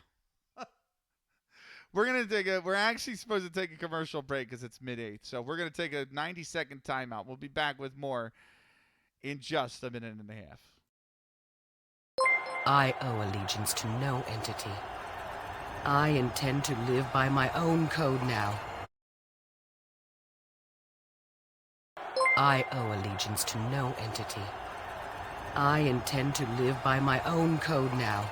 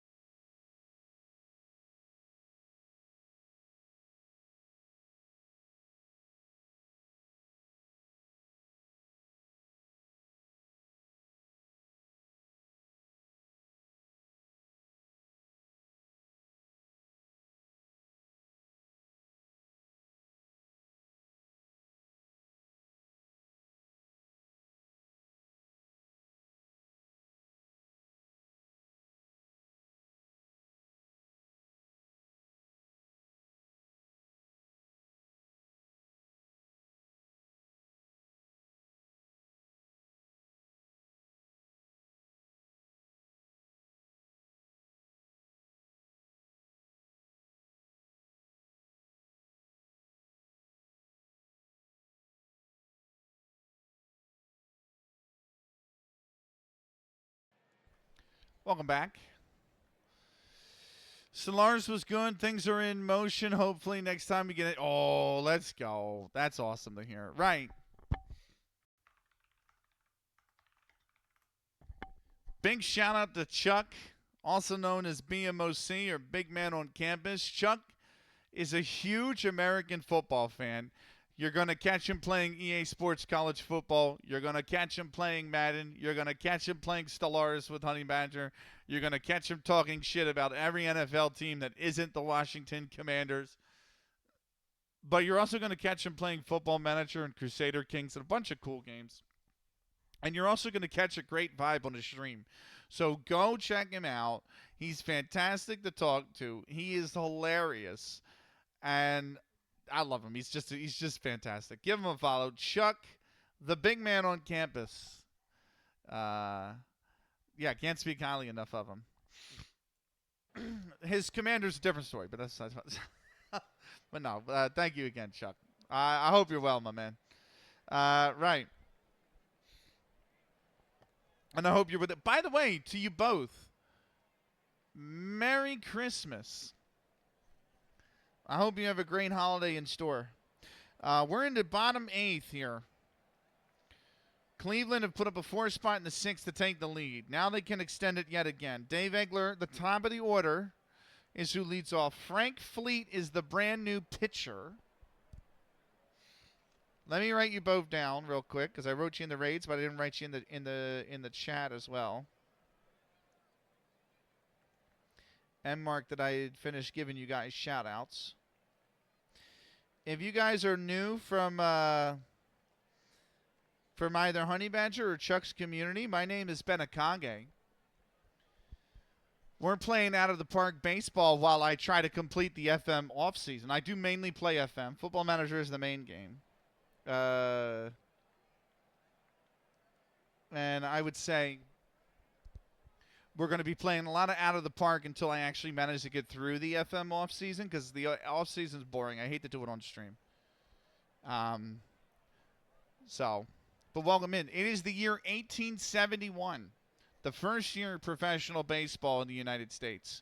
Rockford from Illinois have traveled to Cleveland, and they are playing. Rockford are 6-9. Cleveland are 5-5 right now. Tight game. Here's the first pitch to Dave Egler from the now newly brought in Frank Fleet.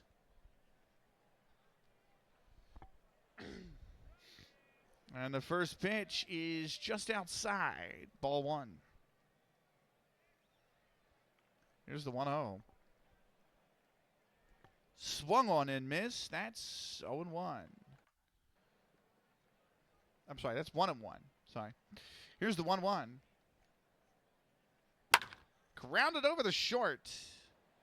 The throw on to first is in plenty of time. They got him. And it's a 6-3 putout for Dave Egler. One away here in the 8th. That's going to bring up left fielder Fred Cohn. He is 0 for 3 with a walk today. First pitch to Fred Cohn. That's a called strike. It looked right down the chute, right down Broad Street. And Fred Cohn took it all the way for a strike. Here's the 0-1. That one's a little low below the knees. It's 1-1. Here's the 1-1 pitch. That's off the plate inside. 2-1. Here's the 2-1 pitch. And that is lined right at the shortstop. He's got it for the second out of the inning.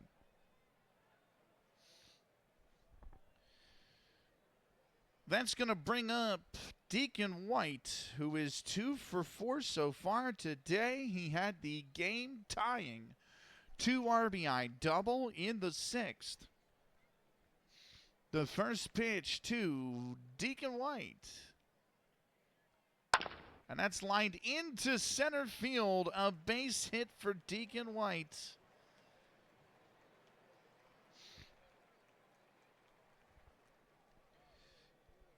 And that will bring up pitcher Al Spalding now, who is 2 for 4 with a pair of RBIs today. Here's the first pitch to Al Spalding. That's a called strike. The throw over to second. Not in time. And Deacon White has stolen his second base of the afternoon. He gets in scoring position with 2 outs.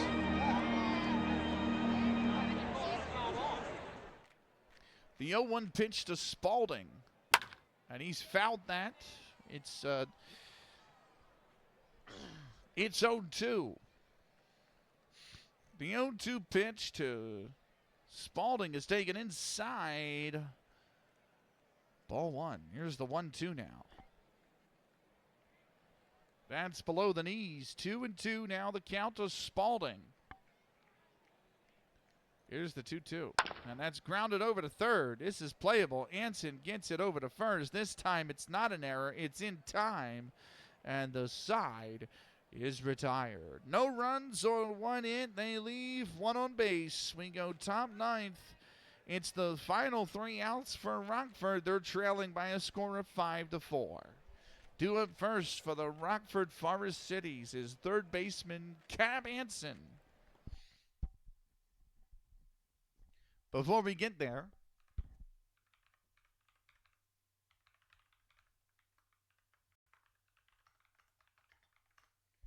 Crack Attack Central is an amazing Irish football manager streamer.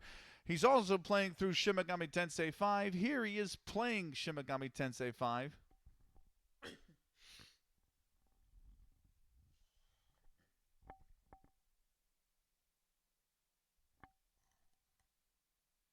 Does he do it? He missed, didn't he? He missed, didn't he?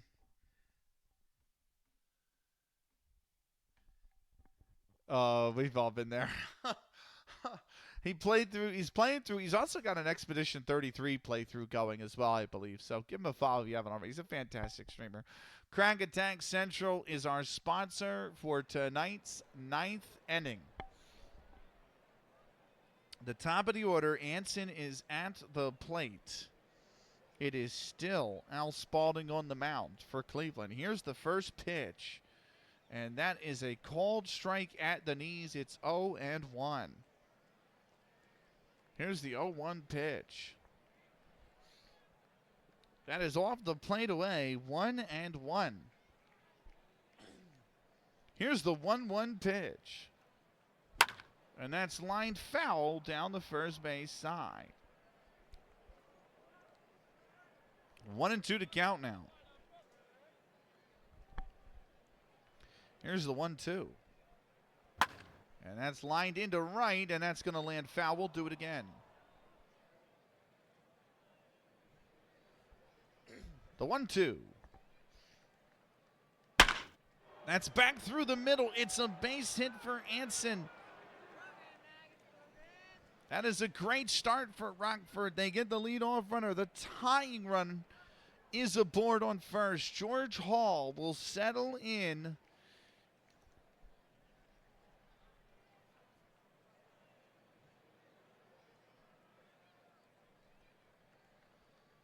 He's got a runner on first. He's got nobody out.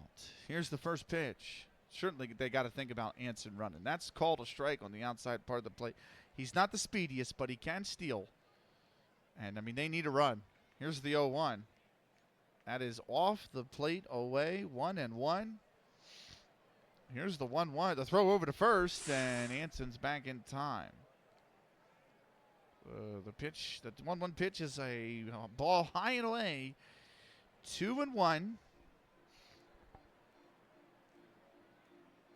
Here's the 2-1. Grounded over to first. On to second for 1. Back to first.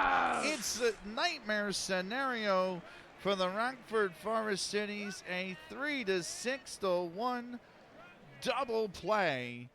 And just like that, the leadoff man, Cap Anson, he's gone. And Rockford are down to their final out. It's Ross Barnes settling in. Here's the pitch to Barnes. And he's going to take that for a called strike. It's 0-1. Here's the 0-1 pitch. That's low. 1-1 now the count. Here's the 1-1 pitch. Grounded foul. We'll do it again. 1-2 now. Here's the pitch. That's off the plate inside, 2-2. Rockford down to their final strike. Here's the 2-2 pitch. Foul to the backstop, and he stays alive, and so does Rockford right now. The 2-2 again. Off the plate away, 3-2. Here's the payoff pitch. Grounded to first. He steps on the bag, and Cleveland have come from behind to win by a score of 5-4.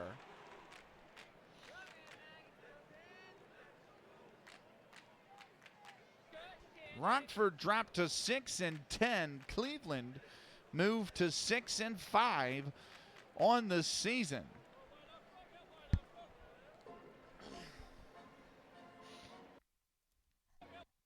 That's the end of this one, right?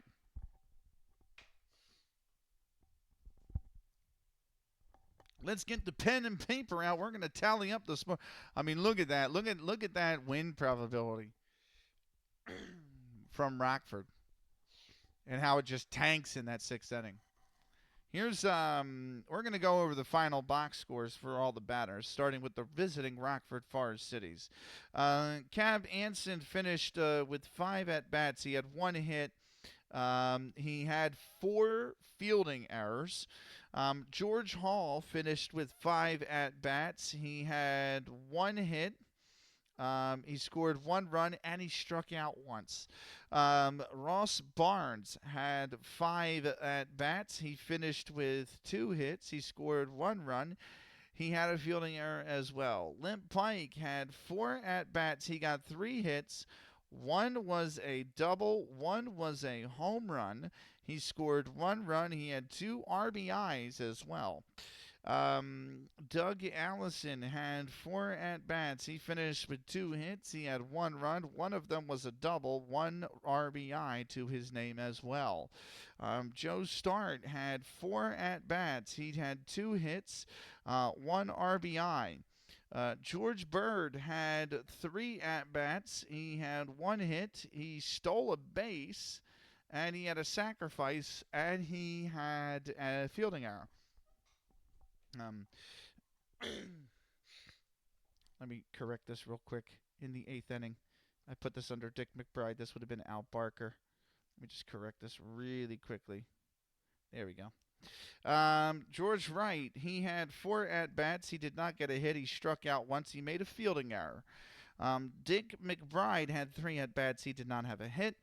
Al Barker had 1 at-bat. He did not have a hit. Total hits for the Rockford Forest, total at-bats for the Rockford Forest Citys: 5, 10, 15, 19, 23, 27, 30, 34, 38, 38 at-bats for the Rockford Forest Citys. I have runs 1, 2, 3, 4, which is correct. Hits 1, 2, 3, 4, 5, 6, 7, 8, 9, 10, 11, 12. That is also correct. They had 2 doubles. They had 1 home run. They had 7 fielding errors. That is awfully high. They struck out twice, and they stole. I have 1 stolen base. Is that correct? Yes, 1 stolen base. They also had a sack, and they had 3 RBIs. We'll come back to do the pitchers in a minute. For the hometown Cleveland Forest Citys, Dave Egler finished with 5 at-bats. He had 1 hit.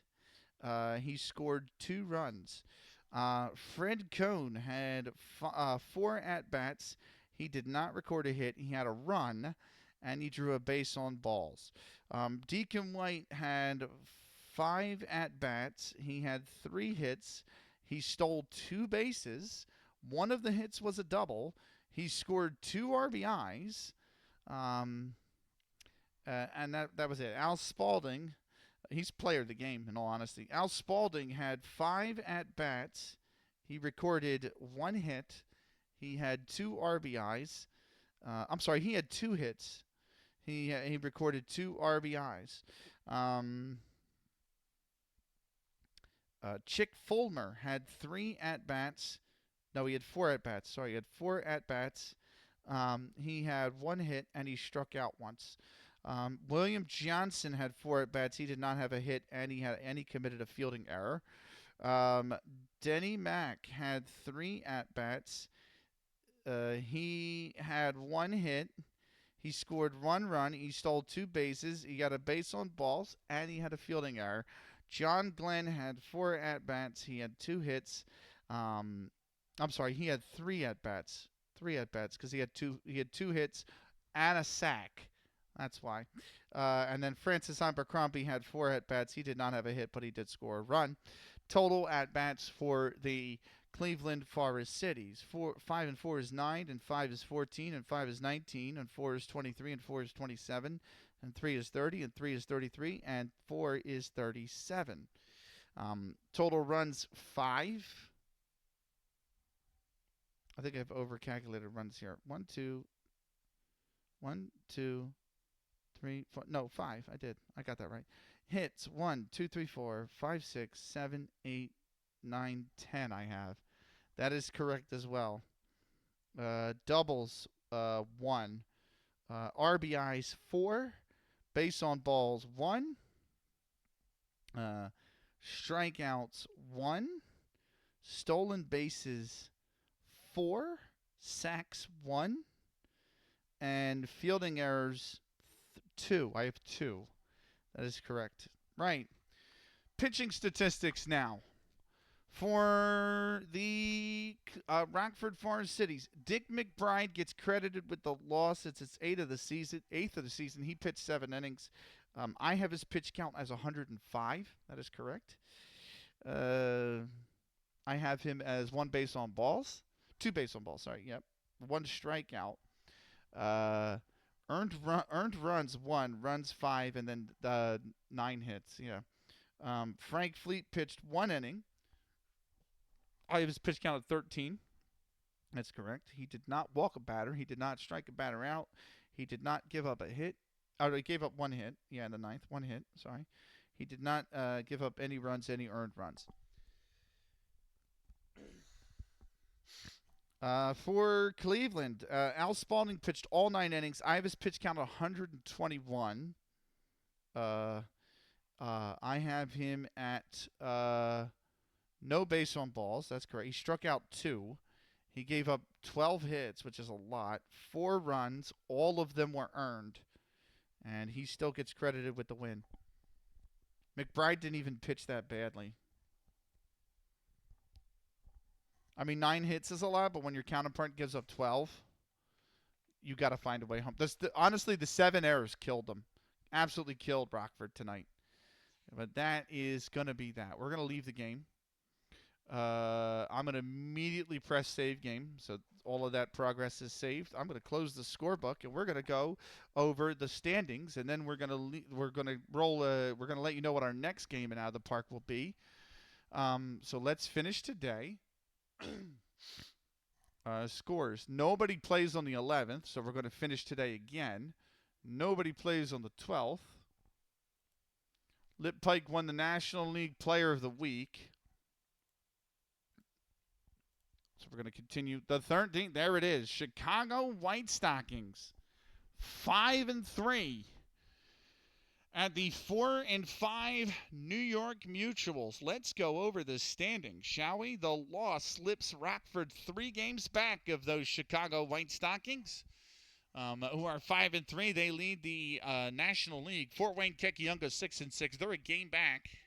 I said, is it really a game? It should be. Honestly, it should be. So they're a half game ahead on wins and a game. Yeah, actually, that is a game back. So Fort Wayne Kekiungas are a game back at 6-6. New York Mutuals 4-5, sit a game and a half back. Rockford Forest Citys now 6-10, sit 3 games back. The Troy Haymakers are the worst team in baseball. 4-11. They are 4.5 games back. In the American League, the Boston Red Stockings are still the best team in baseball, 8-2. They lead by a game over the 7-3 Philadelphia Athletics.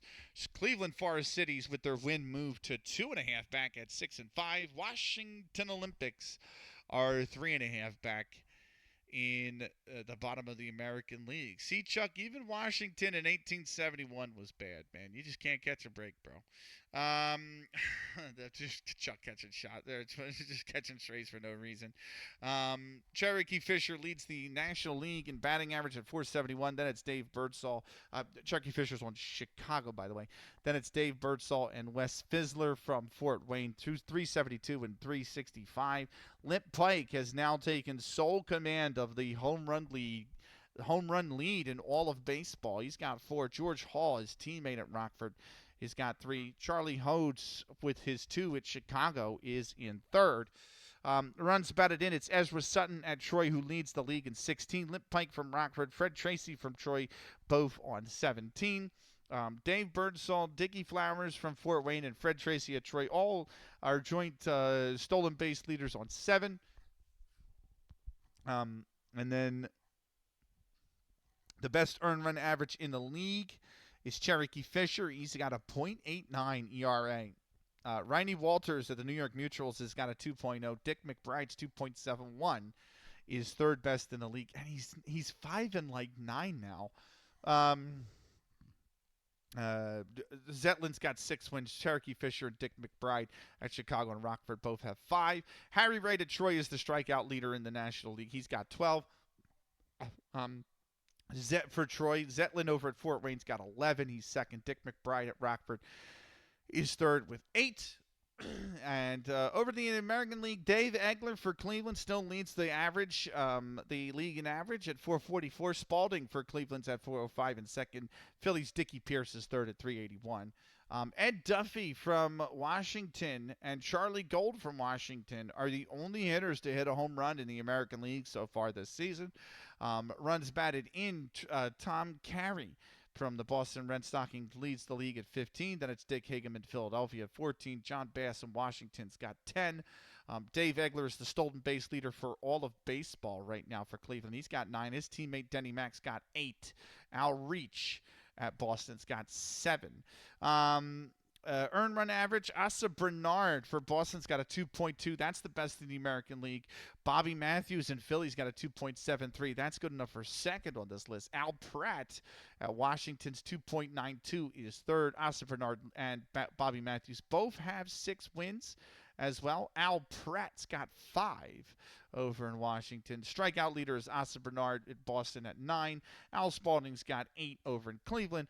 And Al Pratt has got 4 in Washington. Frank Burrows of the Philadelphia Athletics is the only pitcher in baseball right now to have recorded a save. That is that. Thank you so much to everybody who came in. Sorry it was a longer one tonight, but we know the way it is. We get yapping on topics, and sometimes it's important to do so. They're important topics. Thank you to all the support. You guys are insane. Aldi for the 3-stream watch streak. Dave for the 4-month subscription. Swanky for the 4-month subscription. Blockbuster for the 5 gifted, man. That was crazy, dude. Thank you to all the raids, which include Big Man on Campus, Honey Badger, Sean, and Chasing Lamely. And thank you to all the viewers. Big Man on Campus, Honey Badger, Frodeck Bankies, Crank Attack Central, Sean Does FM, Blockbuster, Aldi, Dave Hole, Chasing Lamely, Swanky, Kadava, Pika J, DM Stewart, Zegon Hayes. It was fantastic having you on. We are back tomorrow with a chill Timon stream. If you're watching the recording, this is the end of the recording. Thanks so much for watching. We'll see you in the next one. Till then, take care.